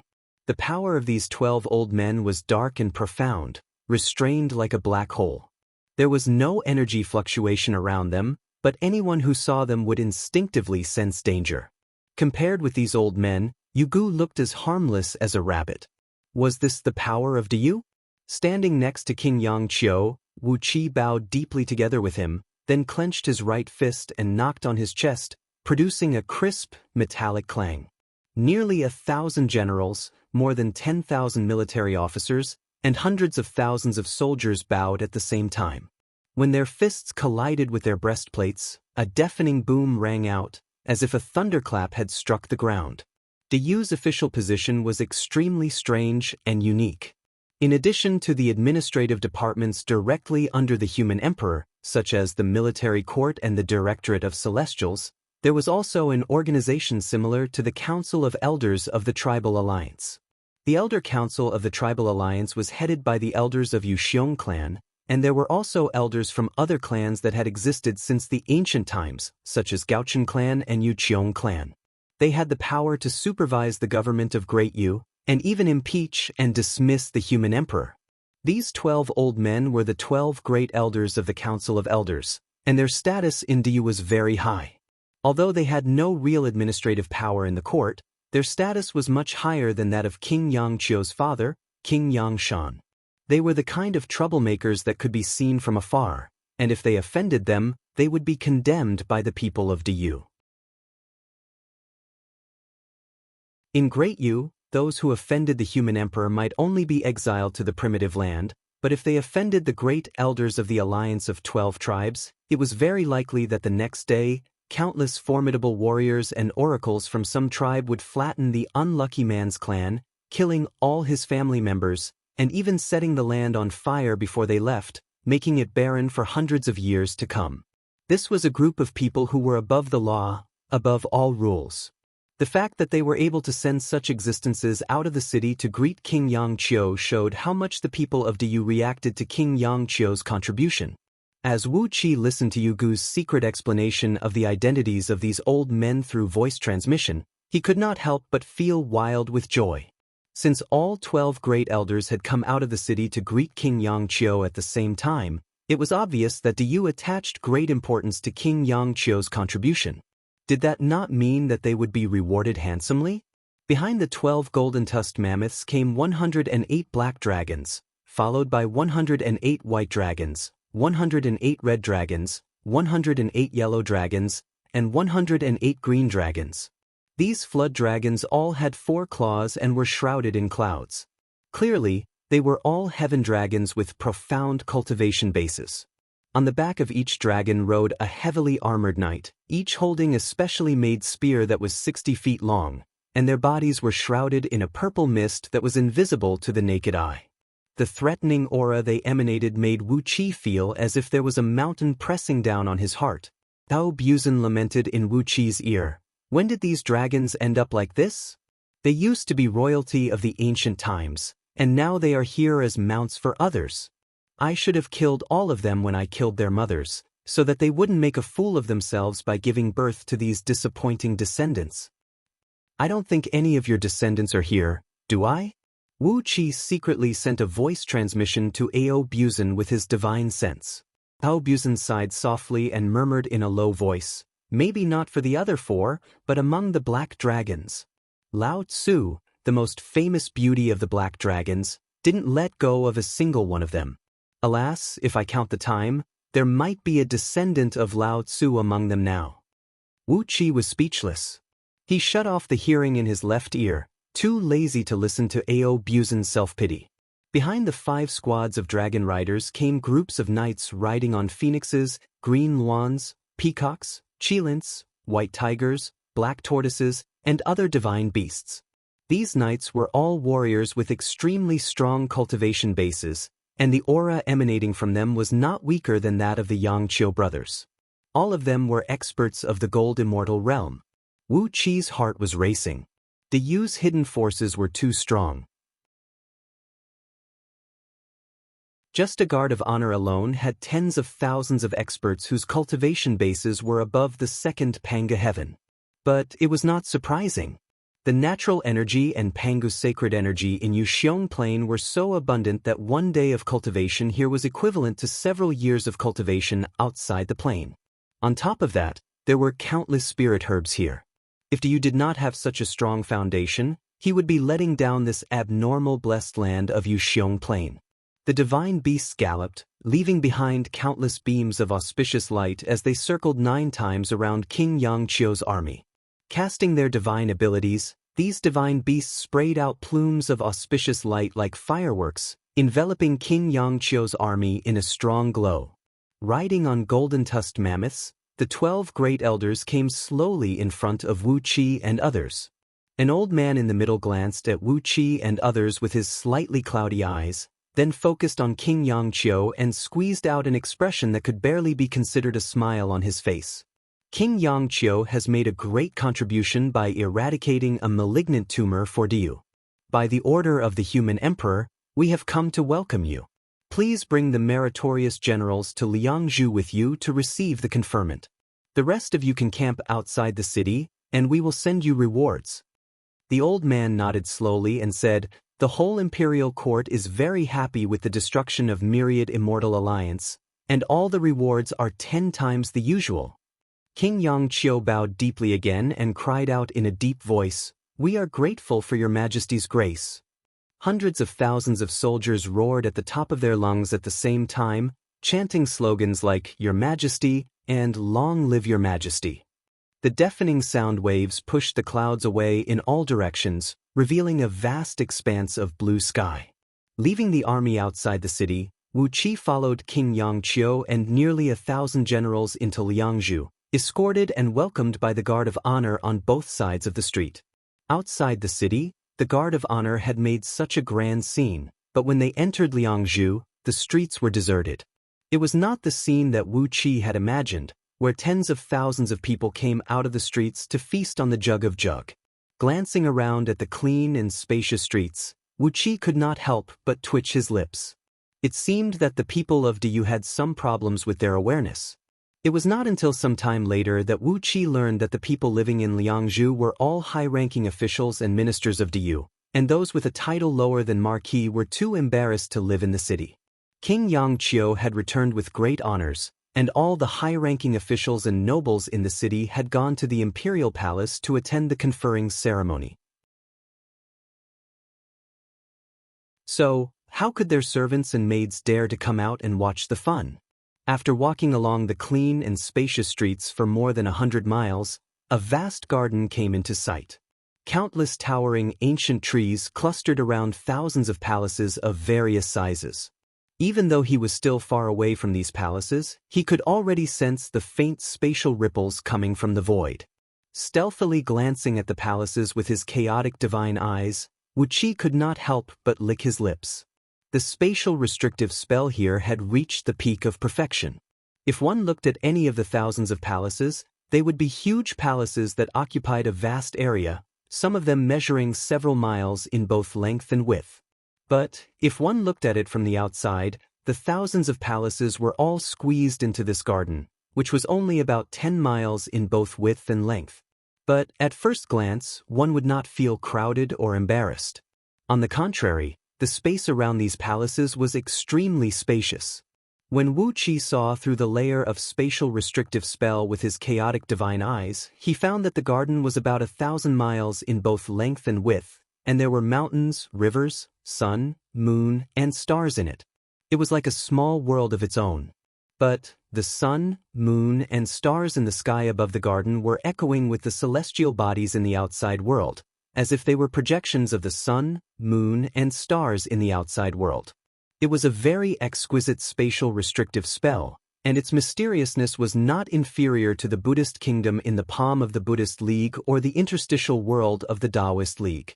Escorted by the guards of honor and guided by the 12 great elders, Wu Qi and his company walked slowly into the garden from between two giant statues that stood about 10,000 feet tall. The two statues were carved entirely from a single piece of black stone. They were the images of two warriors leaping into the air with a python hanging around their necks and a long sword and spear in their hands. The swords and spears held by the two statues were joined together like an arched door. It was between the two statues that Wu Qi and his company walked. As they passed by the two statues, Wu Qi sensed an obscure energy fluctuation. These two statues were two formidable stone puppets, just like the huge puppets that Feng Lengleng used to attack Zhongning City. But these two puppets here were taller, and they should be stronger. After passing through a thick layer of spatial restrictive spell, Wu Qi's eyes lit up, and a beautiful landscape appeared before Wu Qi's eyes. The scenery here was 100 times better than that of Yuxiong Plain. It was as if the water here was crystal clear, the trees were crisp, the air was fresh, and the flowers and plants were blooming. The scenery here was so beautiful that it gave Wu Qi the illusion that he was in a dream. Thousands of large and small palaces built from giant rocks stood between the mountains and rivers. In front of each palace, there was a row of giant stone pillars. Green pillars of fire rose into the sky from the braziers on the pillars, covering the mountains and rivers with a layer of cold and gloomy green light. Between the bright and beautiful mountains and rivers, there was a hidden aura that made people feel uneasy. There seemed to be some life-threatening danger under every plant. Walking in this landscape, Wu Qi, who had a powerful divine sense and keen perception, felt as if someone was pressing against his body with a weapon, making him feel very uncomfortable. This was the imperial palace of Diyu, the residence of the human emperor, Diyu.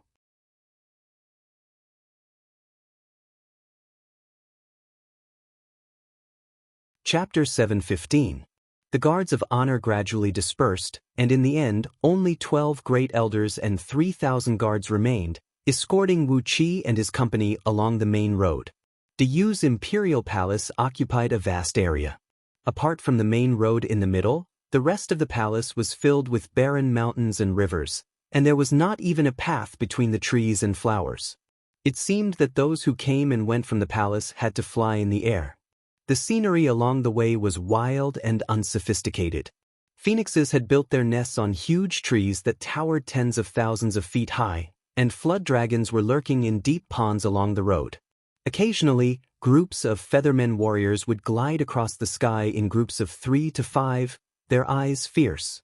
Rare animals would come out of the bushes along the road, roaring at Wu Qi and his company without fear, then plunging back into the bushes and leaving. Occasionally, strange-looking guards could be seen stationed on the peaks along the road. Some of them were short and skinny like dwarves, but they had a pair of fist-sized eyes. Standing on the mountains, they glanced around, their eyes gleaming with a golden light that could reach tens of thousands of miles away. Everything within 10,000 miles was captured in their eyes. There were also some who were as tall as bamboo poles and extremely skinny. Their faces were like dates, but they had a pair of huge elephant-like ears. They were listening to the surroundings, and nothing within tens of thousands of miles could escape their ears. Wu Qi's pupils constricted as he gave them a quick glance. Those who had a pair of big eyes were considered a rare species on Pangu continent. They were called the Heaven Eye tribe. They were born weak and had little fighting strength, but they were born with an extraordinary eyesight. Ordinary members of their tribe could see everything within 10,000 miles, and if their cultivation base reached a certain level, they could peer into the 9 heavens and the yellow spring. Ordinary escape arts and invisibility arts were just a joke in front of them. Those who had a pair of big ears belonged to the divine ear tribe. Like the Heaven Eye tribe, they were an extremely rare species. With just a shake of their ears, ordinary members of their tribe could hear the sound of a needle falling into water from tens of thousands of miles away, and those who had a certain level of cultivation base could even eavesdrop on the sounds of immortals lecturing in the 9 heavens, and the miserable howls of evil ghosts being punished in the 9 underworlds. When ordinary immortals used escape arts to pass through the ground, not even the slightest sound of friction could escape their ears. The Heaven Eye tribe and the God Ear tribe had people who had sought refuge with the celestial court. The Qianli Yen and the Clairaudient tribe, who had been patrolling the heaven palace of the celestial court, were their people. Whether it was in the celestial court or in Diyu, these 2 tribes were strictly protected. In Diyu, even a prince had no right to punish the people of these 2 tribes.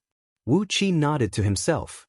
Along the way, there were at least thousands of people from these 2 clans patrolling the surroundings. This was the atmosphere that the Diyu palace should have. It was much more imposing than the 2 clairvoyant and clairaudient squatting in front of the celestial court. But it made sense.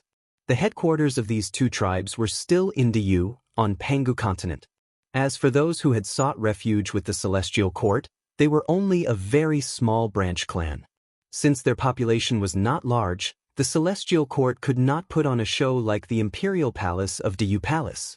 As they walked deeper into the palace, a strange-shaped mountain appeared in front of them, and the road under their feet led straight to the foot of the mountain. From a distance, the mountain looked like a huge dragon coiling on the ground. It was covered with craggy rocks, and a huge, square palace with a strange-shaped tower at its 4 corners was sitting on the head of the mountain like a monster. The sun and the moon shone together in the sky, and the light of the sun, moon, and stars turned into a vast expanse of silver light, mixed with a strong purple mist, and fell from the sky, all of which were sucked into the palace.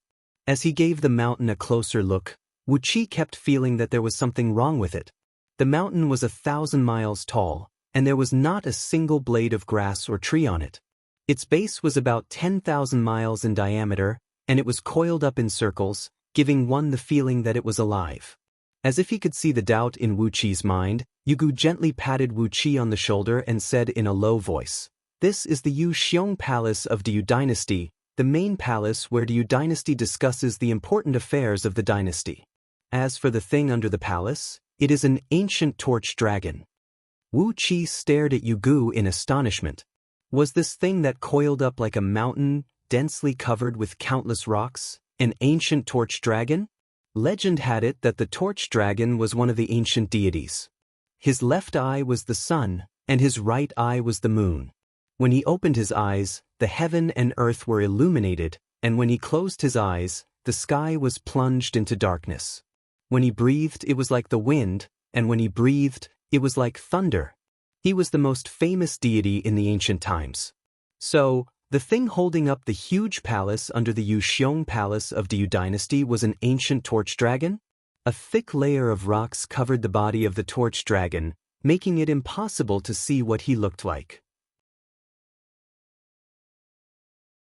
According to Yugu, this torch dragon had been coiled up here ever since Diyu Dynasty was founded and Yu Xiong Palace was built, and had not moved for countless eons. He was still alive, and his body would wriggle occasionally. But for so many years, he had never communicated with the outside world. his body was gradually covered with dust, and then tempered by the power of the sun, the moon, and the stars, it gradually turned into a thick layer of rocks. No one knew why this torch dragon was willing to hold up Yuxiong Palace, and no one knew how strong he was now. But Yuxiong Palace could be said to be the core of Liangzhu and the entire Yuxiong Plain, the place with the highest concentration of natural energy, the essence of the sun and the moon, and Pangu sacred energy in the whole Pangu continent. Apart from the human emperor of the Yu dynasty, who was qualified to cultivate in seclusion in Yuxiong Palace, only this torch dragon could enjoy the benefits of the endless natural energy here. The human emperor of the Yu dynasty had changed countless generations, but this torch dragon had always been alive. Based on this alone, one could imagine the overall strength this torch dragon possessed today. He might be the last and strongest defense of the entire imperial palace of the Yu dynasty. Following the torch dragon's coiled body, the skilled craftsmen of the Yu dynasty had carved out a spiral-shaped mountain road. Step by step, the group of people walked up the mountain. There were many strange restrictive spells on the mountain road, which allowed Wu Qi and his companions to travel tens of miles with every step they took. So, although the mountain was 1,000 miles high and the winding road was over 100,000 miles long, it took Wu Qi and his companions less than the time to finish a pot of tea to reach the top. In contrast, the restrictive spells on the mountain road would be a nightmare for invading enemies. If one did not know the origin of the restrictive spells, the hundreds of thousands of miles long mountain road would become extremely long when an intruder invaded Yuxiong Palace. Even a primordial immortal would have to spend years or even countless years to walk from the foot of the mountain to the top. Yuxiong Palace was an extremely ancient palace, and its style was extremely ancient. Tempered by the natural energy of heaven and earth, as well as the essence of the sun and the moon, the moss here had shown signs of turning into spirits. But how could the oracles of the Yu dynasty tolerate the existence of these demons? The moss here had long been erased of their spirituality. Although the energy contained in each of them was comparable to that of the liquid of Ganoderma immortal Wu Qi had obtained in those years, they would never have the hope of transforming into human form. In front of the palace was a huge square that measured hundreds of miles in circumference. Numerous totem pillars carved with countless talismans and the heads of ghosts and deities could be seen towering in the square. Every stone pillar corresponded to the stars, forming a huge formation of stars. These totem pillars had been standing here for countless years. Their true forms should be huge stones randomly cut out from the mountains, but now that they had absorbed the natural energy of heaven and earth, as well as the essence of the sun and the moon, they had transformed from ordinary stones into gems that were countless times more lustrous and translucent than supreme-grade jade. Every part of them was filled with an enormous power. The energy ripples emanating from these totem pillars shocked Wu Qi, making his heart twitch and making his face turn unsightly. Was this the power of the Yu dynasty? The energy stored in each of these totem pillars was 10,000 times stronger than all the immortal energy in the body of a peak-level gold immortal. What did this mean? It meant that once the formation was activated, just the enormous energy contained in these totem pillars alone was enough to turn a primordial immortal into ashes in a flash. This was the power of the Yu dynasty, the power of a powerful race that had lasted from the primordial times to the present. In particular, Wu Qi sensed that near these totem pillars, the energies of earth, water, fire, and wind were all being annihilated into chaos, and then, through a complicated transformation, they turned into a brand new power that even Wu Qi could not distinguish. This proved that these totem pillars possessed the power to destroy the laws of heaven in a small area, and destroying the laws was the publicly acknowledged sign of becoming a primordial immortal. There were a total of 36,000 such totem pillars on the square, which measured hundreds of miles in circumference. Wu Qi quickly calculated the positions of these pillars and the stars they corresponded to in his mind, then combined them into dozens of very powerful formations in his mind. Then, he added them to the power contained in these totem pillars. Suddenly, cold sweat broke out from his back. What a terrifying power! Wu Qi could not describe the result of his calculation. It was a realm that he could not understand at the moment. Even though he had calculated the result, It was the same as the mysterious and unpredictable heavenly Tao. The result was right in his divine soul, but he could not let himself see it clearly. It was not a power that Wu Qi could touch now. Taking a deep breath, Wu Qi calmed his mind and followed King Yang Qiu through the square. Under each totem pillar stood a group of ministers of Diyu, clad in black robes and tall crowns. The territory of Diyu dynasty was almost boundless, and it required an extremely large bureaucratic system to manage such a vast territory. Today, hundreds of thousands of officials from Liangzhu were greeting Wu Qi and his company in the square. From the highest-ranking princes and ministers to the officials of various palaces, departments, hundreds of thousands of officials stood quietly under the stone pillars, watching Wu Qi and his company walk across the square. Far in the distance, someone was humming an ancient ballad. The tune was simple, and so were the lyrics. It was a song sung by a woman who stayed at home to miss her husband who had been killed in a war. Over and over again, the tune spread throughout the square.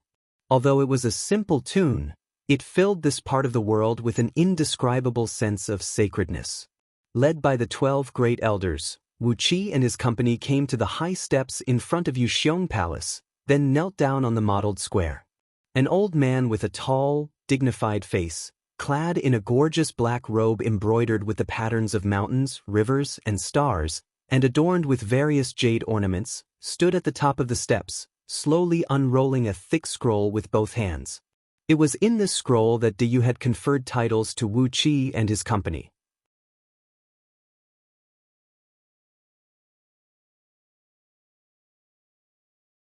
Chapter 716. By the human emperor's decree, King Yang Qiu, Gao, son of King Yang Shan, has slain the demon immortal sovereign of the myriad immortal alliance and captured his son, Li Qinghua. For his meritorious service, he will be promoted to King Yufeng, and his fief will be expanded to 20 provinces. He may choose 4 sons to be conferred the title of 9th grade Marquis of Province. Yang Qiufenghua, a subordinate of King Yang Qiu, has captured the sovereign's son, Li Qinghua. For his meritorious service, he will be conferred the title of 3rd grade Marquis of Tang Province, and will be in charge of all the affairs in Tang Province. Tan Lang, a subordinate of King Yang Qiu, has killed the demon immortal sovereign of the myriad immortal alliance. For his meritorious service, he will be conferred the title of 3rd grade Marquis of East Sea Province, and his territory, East Sea County, will be expanded to a 3rd grade East Sea Province. Wu Qi will be in charge of all the affairs in East Sea Province, and will not be under the control of Zhong Province. Wu Qi and the others knelt at the foot of the high stone steps, listening to the old man slowly read out the rewards on the scroll. King Yang Qiu's face was flushed with excitement, and his fists were clenched so tightly that the veins on the back of his fists bulged. Yang Qiufenghua, on the other hand, was trembling with excitement. The Marquis of Tang Province, a 3rd grade Marquis of Tang Province. Their clan had been servants for generations, and now that he was conferred the title of Marquis, even though he was still nominally a servant of King Yang Qiu's clan, he had formed his own clan, and his status and honor were completely different. Wu Qi was delighted to be conferred the title of 3rd grade Marquis of East Sea Province. With this title, it would be much easier for him to do things. Besides, the current East Sea Province was a wasteland, with a sparsely populated territory of only a few million people. It was not even comparable to a well-developed county in Diyu Province. Now that the human emperor had conferred him the title of 3rd grade Marquis of East Sea Province and expanded the East Sea County into a 3rd grade East Sea Province, at least the population problem in East Sea Province would be solved by the imperial court of Diyu Province for Wu Qi, and large-scale immigration was just around the corner. As for Yang Qiufenghua's 3 brothers, as well as King Yang Qiu's subordinates who had made meritorious contributions in the war, they were all conferred the titles of Marquis of County, ranging from 1st to 9th grade. These captains were equally excited. If they were not in Yuxiong Palace, they would have been cheering loudly. With the title of nobility, they didn't care about the money, beauties, horses, treasured swords, and so on. With the title of nobility, he would have a territory under his direct jurisdiction and great authority. Wouldn't he be able to get as many of these worldly possessions as he wanted? Gao, the former King Yangqiu and now King Yufeng, had also given Yu Gu a great deal of credit. Because of Yu Gu's status and prowess as a supreme oracle, he was granted the position of elder of Diyu's secret palace, which gave him great authority, and he could choose 2 of his descendants to be conferred with the title of 9th grade Marquis of Province. But Yu Qingqing was the only one who was given the title of Marquis of County. King Yufeng was annoyed by Gao, so he only gave Yu Qingqing a small share of the credit. What's more, he was rewarded with a meager amount of gold, silver, jewelry, beautiful women and servants, as well as a fine manor outside Liangzhu and hundreds of thousands of acres of fertile land nearby. Apart from that, Yu Qingqing did not get any other benefits. Yu Qingqing's face turned black with anger when he saw that Wu Qi had been conferred the title of Marquis of Province, and even a few of King Yangqiu's bodyguards had been conferred the title of Marquis of County, but Yu Qingqing was still a nobody. The titles of King of Diyu dynasty were divided into 4 grades: Mountain, Water, Prefecture, and City. The titles of King of Mountain were further divided into 4 grades: Mountain, Peak, Qiu, and Ridge. The titles of King of Water were also divided into 4 grades: Sea, River, Lake, and River. The titles of King of Province were divided into 9 grades and 18 grades according to the 4 kinds of seals: jade, gold, silver, and copper, and the 5 colors of ribbons: purple, green, red, black, and white. Among the 3 grades of King of Mountain, Water, and Province, the titles of Mountain and Water were only conferred to the members of the imperial clan, while the titles of King of Province could be conferred to the members of the imperial clan, the sons of influential clans, and even the civil and military officials of civilian origin. The titles of King of City, on the other hand, were only conferred to the civil and military officials of civilian origin. Moreover, the titles of King of Mountain, Water, and Province were conferred to the descendants of the imperial clan, while the titles of King of Province could be conferred to the members of the imperial clan, the sons of influential clans, and even the civil and military officials of civilian origin. If the descendants of the titles of King of City failed to make great contributions and defend the titles of king inherited by their ancestors, their titles would be reduced to the 9th grade Marquis of County. In Diyu, it was easy for the sons of the imperial clan to be conferred the title of king, but the civil and military officials from influential clans and civilian origin could not be conferred the title of king unless they had made great contributions. Below the title of king was the title of Marquis. There were only 3 grades of Marquis: Province, City, and Marquis. Each grade was divided into 9 grades. Similarly, seals made of different materials and ribbons of different colors were used to determine the level of status. A Marquis of Province could have the territory of a province, and the grade corresponded to the grade of the province he ruled. For example, the current prefecture magistrate of Zhong Prefecture, Bo Zhongfu, was a first-grade Marquis of Zhong Prefecture. If a Marquis of Province wanted to raise the grade of his family, he could either work hard on government affairs and develop a 9th-grade province from a barren land into a prosperous place like a first-grade province, and his title of Marquis of Province would naturally rise. Or, if a Marquis of Province could make enough contributions, the human emperor of Diyu would naturally raise his title of Marquis, allowing him to directly become an official in another province. This was also the only way to raise one's title of Marquis. A Marquis of City was also known as a Marquis of Province, and could have the territory of a province. According to the wealth and population of a province, the provinces of Diyu were also divided into 9 grades, and the 9 grades of Marquis of Province corresponded to the 9 grades of Marquis of Province. If a Marquis of Province wanted to raise his title of Marquis of Province, he could either work hard to develop the economy and population, or work hard to make contributions. Apart from that, Marquis of Province and Marquis of Province also had a way to raise his title of Marquis of Province. If he had a good daughter in his family, if she was selected to enter the imperial palace and conferred as a concubine, his title of Marquis of Province would also be raised. Great Yu's 9th-grade Marquis, like Yu Miao, was actually a general who led an army stationed in various strategic locations. They were either stationed in some immortal pass or outer heavenly realm, and the grade of Marquis of Province was determined according to the importance of the area they were stationed in and the number of soldiers under their command. The Marquis of Diu had their own fiefdoms, and they could decide everything in their fiefdoms at will, including all the people in the military court and the Directorate of Celestials, who were all their retainers. Even the Marquis of the lowest status, who had the smallest fiefdoms, could do whatever they wanted in their fiefdoms, including building an army. As long as one could afford it, one could recruit an unlimited number of soldiers and buy horses.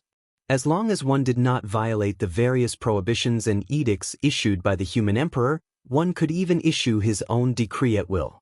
For example, the people in the fiefdom were only required to eat 1 meal a day or 10 meals a day, and those who violated the decree would have their entire families executed.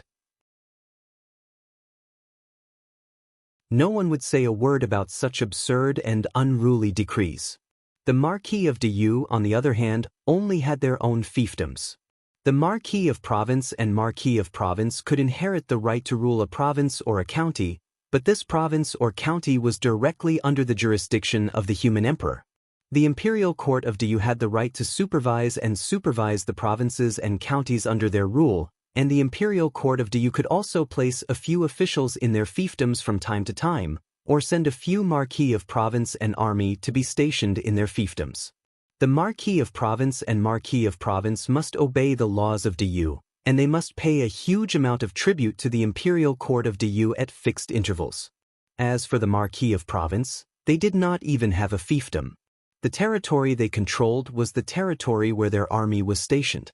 If they were sent to outer heavenly realms, they would have to suffer the wrath of the immortal officials of the celestial court and those powerful itinerant immortals.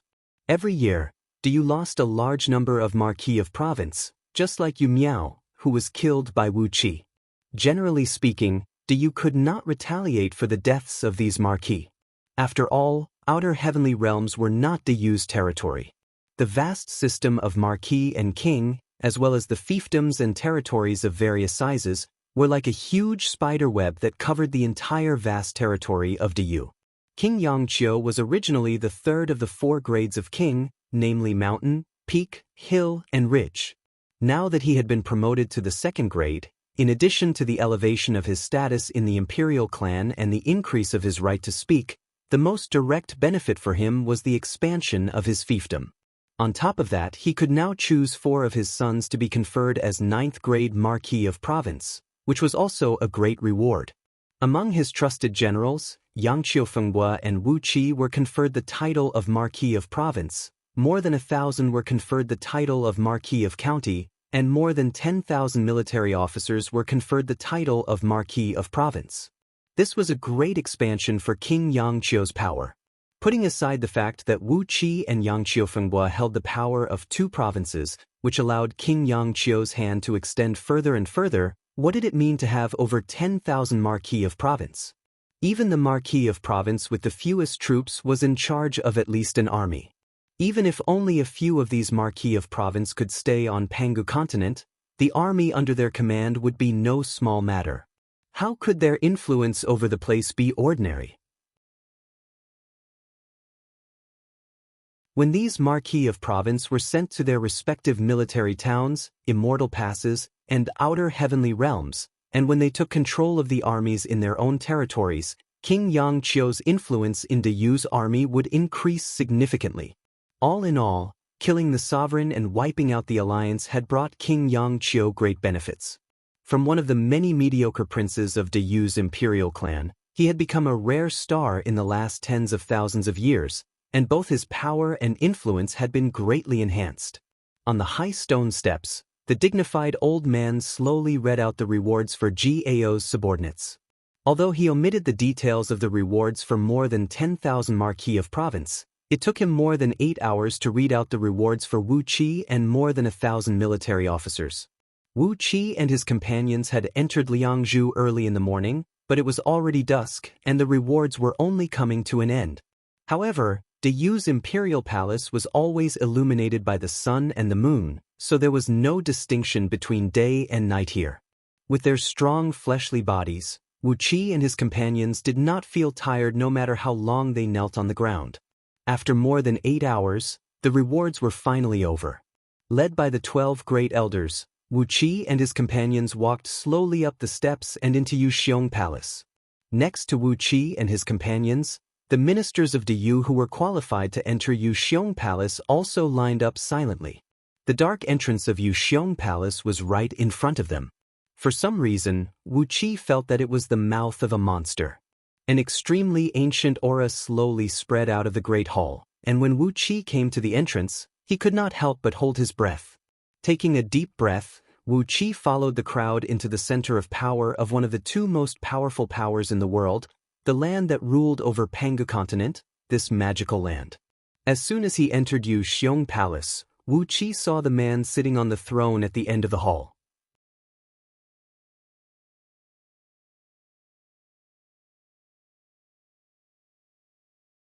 Chapter 717. There were no spatial restrictive spells deployed in Yuxiong Palace. Measuring 3 miles wide from east to west and 1 mile deep from north to south, there were no pillars or beams in the Great Hall, which stood 1,000 feet tall and was almost transparent. The light of the sun, the moon, and the stars, mixed with a strong purple mist, poured down through the roof and converged into a silver-purple stream of light that looked like a dragon, enveloping the tall throne in the north of the Great Hall. The present human emperor of Diyu, Emperor Haozuan, sat upright on the throne that stood more than 100 feet tall, looking down at the crowd. It had been 3 periods since Emperor Haozuan ascended to the throne. During this period, he had neither expanded nor defended his territory well enough. Under his rule, the forces of itinerant cultivators and itinerant immortals had gradually infiltrated Pangu continent, and the conservative forces in Diyu had been very critical of him. Fortunately, he had taken advantage of the chaos in Myriad Immortal Alliance to carry out a great purge of the itinerant cultivator powers in Great Yu, and even the sovereign of the Myriad Immortal Alliance, a primordial immortal, was killed. This was the only political achievement Emperor Haozuan had made in the past 3 periods, so he had rewarded King Yangqiu, Wu Qi, and the others. Emperor Haozuan had a delicate face, fair skin, and 3 strands of long beard growing under his chin that reached his chest. He was clad in a simple white linen robe, with a pale green ribbon made of some unknown fine silk tied around his waist. Shrouded in the silver-purple light, Emperor Haozuan, who was tall and slim, with his eyes slightly narrowed, still had the demeanor of an emperor. With Wu Qi's ability to judge people, he could tell from his appearance that Emperor Haozuan seemed to be a little indecisive. But how could a man of 3 periods be indecisive when he was able to sit on the throne of the human emperor, and when he was under the attack of the conservative forces in Diyu? How could he be a simple and benevolent person? In particular, Emperor Haozuan's cultivation technique shocked Wu Qi even more. Emperor Haozuan's skin was fair and delicate, and it gave off a very thin, almost translucent feeling. Through his skin, one could see a thumb-sized silver vortex spinning rapidly in each of the 360 most important acupuncture points on his body, flickering like stars. Yuxiong Plain was the heart of Pangu continent, where the concentration of natural energy was more than 1,000 times that of other places. Liangzhu was the heart of Yuxiong Plain, where the concentration of natural energy was more than 10,000 times that of other places, and Diyu's imperial palace was the heart of Liangzhu, where the concentration of natural energy had reached an incredible level. On the other hand, Yuxiong Palace was the absolute core of the imperial palace, the control hub of all the formations in the palace.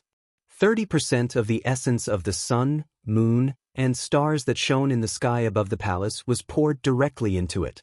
But in Yuxiong Palace, apart from the throne where Emperor Haozuan sat, there was not even a wisp of natural energy. All the natural energy, Pangu's sacred energy, and the essence of the sun, moon, and stars were absorbed into Emperor Haozuan's body. The 360 silver vortexes under his skin rapidly devoured the spiritual energy from the outside world. They devoured as much as they came, without the slightest pause. Emitting a faint, mysterious, and majestic silver light, the vortexes transformed into a silver halo that enveloped Emperor Haozuan. Set off by the silver halo, Emperor Haozuan, who looked as elegant as an immortal, looked as lofty as a deity, and naturally exuded a mighty aura that no one dared to look directly at. Wu Qi only stole a glance at Emperor Haozuan, then immediately looked away. Emperor Haozuan's cultivation base had reached a realm that Wu Qi could not fathom at the moment. Just by looking at him, Wu Qi's divine soul felt a pressure as heavy as a mountain. Overwhelmed, his divine soul groaned. He was afraid that if he looked at Emperor Haozuan for too long, his divine soul would be severely injured. The fearsome Emperor Haozuan, the fearsome body-tempering technique of Diyu's imperial clan. With just a quick glance, Wu Qi had determined the essence of Emperor Haozuan's cultivation technique, using Pangu's sacred energy as the foundation to forge an extremely strong fleshly body like the true body of heaven and earth scripture, and using the essence of the sun, moon, and stars as the foundation to cultivate all kinds of divine abilities and mystic arts. The essence of the sun was the purest of yang, and the essence of the moon was the purest of yin. The combination of yin and yang, with the essence of billions of stars as the foundation, gave rise to countless changes. It was a complicated and mysterious supreme divine ability. Obviously, Emperor Haozuan also had the aptitude to cultivate both fleshly body and magic. It was very likely that the prerequisite for him to become the human emperor was to cultivate both fleshly body and magic. Otherwise, it would be impossible for him to cultivate this miraculous cultivation technique. Of course, it was also possible that the imperial clan of Diyu had other secret cultivation techniques that did not require the aptitude to cultivate both fleshly body and magic. Naturally, there would be other cultivation techniques for the human emperor to choose from. Wu Qi did a quick calculation and found that the amount of natural energy that poured into Yuxiong Palace every day was equal to the total amount of immortal energy in a large immortal energy vein. It had been 3 periods since Emperor Haozuan became the human emperor. If he had spent 1/3 of his time cultivating in Yuxiong Palace, the magic power he possessed would be an astonishing number. Perhaps in terms of magic power alone, even an ordinary primordial immortal was not as strong as Emperor Haozuan. Perhaps this was the privilege that the human emperor should enjoy. In Wu Qi's opinion, even if a wild boar was placed on Emperor Haozuan's throne and was tempered by the essence of heaven for 3 periods, its cultivation base should be pretty good. Although it might not be comparable to a primordial immortal, it should at least be no different from a peak-level gold immortal. Led by the 12 great elders, Wu Qi and the others who had just been conferred the title slowly stepped forward and bowed to Emperor Haozuan in front of the throne. Although the etiquette of Diyu was conservative and old-fashioned, it had one advantage. Apart from kowtowing when offering sacrifices to heaven and earth, ghosts, deities, and ancestors, and kneeling during some important ceremonies, such as conferring titles, even when meeting the human emperor, he only bowed slightly or cupped his fist. After all, Diyu had inherited the tradition of the ancient tribal alliance, and the human emperor's predecessor was only the leader of the alliance. Wu Qi liked these etiquettes of Diyu very much. Otherwise, if he had to kneel and salute every time he saw a superior, how would he have the interest to mingle in the imperial court of Diyu?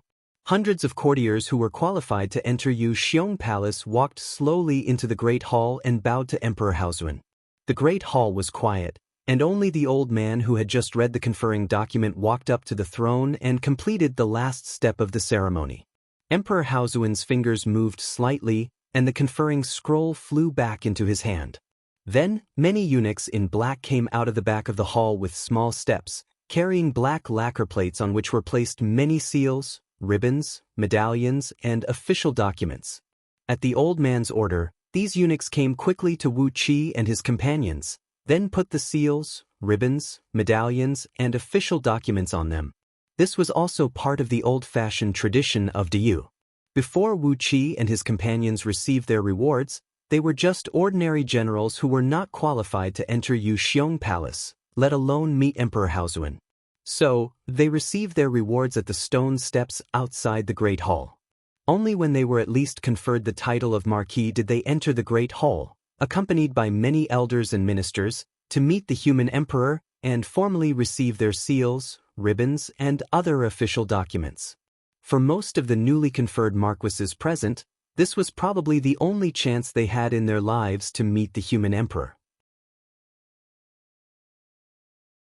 In the future, unless they made new contributions and were promoted to the title of nobility, or became a king and qualified to meet the human emperor, they would never have the chance to enter the imperial palace of Du again. Every time the eunuchs helped a person put on a ribbon, seal, and a medallion that represented their status, Emperor Haozuan, sitting on the throne, would say a faint word of encouragement, then point a finger at the person and send a beam of light into the person's body. The beam of light contained extremely powerful Pangu's sacred energy and the essence of the stars. Pangu's sacred energy could strengthen the cultivation base of the fleshly body, and the essence of the stars could strengthen the soul. Pangu's sacred energy could strengthen the fleshly body, and none of the generals around Wuqi was weak. But strengthening the soul was equivalent to prolonging the lifespan of these generals, which was also the reward the newly conferred marquises deserved. Without saying a word, Wuqi digested the beam of light that entered his body, while the essence of the stars was fused into Dark Yin's celestial tower. The essence of the stars refined in Yuxiong Palace was extraordinarily pure, and with it as a supplement, the power of the 360 star pearls in Dark Yin's celestial tower skyrocketed, giving the tower a great advantage. After another round of work, everyone had completed the last step of the conferring ceremony. According to the normal procedure, the human emperor would grant them a banquet, then they would thank him and leave Yuxiong Palace. After that, they would have a feast, and then they would leave the imperial palace immediately. But today, Emperor Haozuan had disrupted the procedure. Just as the old man, who was giving orders from the side, was about to announce the end of the conferring ceremony and ask everyone to thank him and leave Yuxiong Palace for the banquet, Emperor Haozuan raised his hand slightly. His slightly narrowed eyes opened, and two beams of silver light fell abruptly on Wuqi. Tan Lang, the Marquis of East Sea Province? The aptitude to cultivate both fleshly body and magic? All the ministers of Du in the Great Hall looked at Emperor Haozuan in astonishment, but the emperor ignored their astonishment and said slowly, "I know it was you who laid out the formation, lured immortal Ding Jun into it, and killed him. Go to the Directorate of Celestials and pick a supreme tower, then go to the secret palace of Yantian Palace and make 3 copies of the secret manuals of the Tao of Formations and take them away." Wuqi was taken aback. Emperor Haozuan had actually given him such a great benefit for no reason? Before Wuqi could recover from his shock, the emperor turned to Gao, nodded, and said, "Gao, the son of King Yangshan. Good, very good, you do have some of your father's spirit. You have made a great contribution this time, which has boosted Du's prestige and taught those immortals who are getting bolder and bolder a lesson. Very well, from now on, you will follow the imperial court and assist in military affairs. I will leave the right army of Yuxiong in Liangzhu to you for the time being, and see if you can be put in an important position." Gao, the former King Yang Qiu, who was now King Yufeng, blushed abruptly. He hurriedly took a few steps forward, bowed deeply to Emperor Haozuan, and said with a loud voice, "I understand. I will do my best and not let your majesty down." Emperor Haozuan smiled faintly and waved his hand. Immediately, all the courtiers bowed to him, then slowly left Yuxiong Palace. Suddenly, Wuqi felt 2 malicious gazes coming at him from the crowd. He turned his head and looked in the direction of the gazes, and saw King Zhang Qiu turn his head away as if nothing had happened. Wuqi smiled. "So, this is my new enemy? You're tuning in to the Passion Pages YouTube channel. We're so grateful for your support, and don't forget to subscribe to join us on this incredible journey through captivating stories. Your generosity through donations truly makes a world of difference, as it's the primary source of revenue that allows me to expand and enhance this channel for you. Thank you from the bottom of my heart for being a part of this adventure.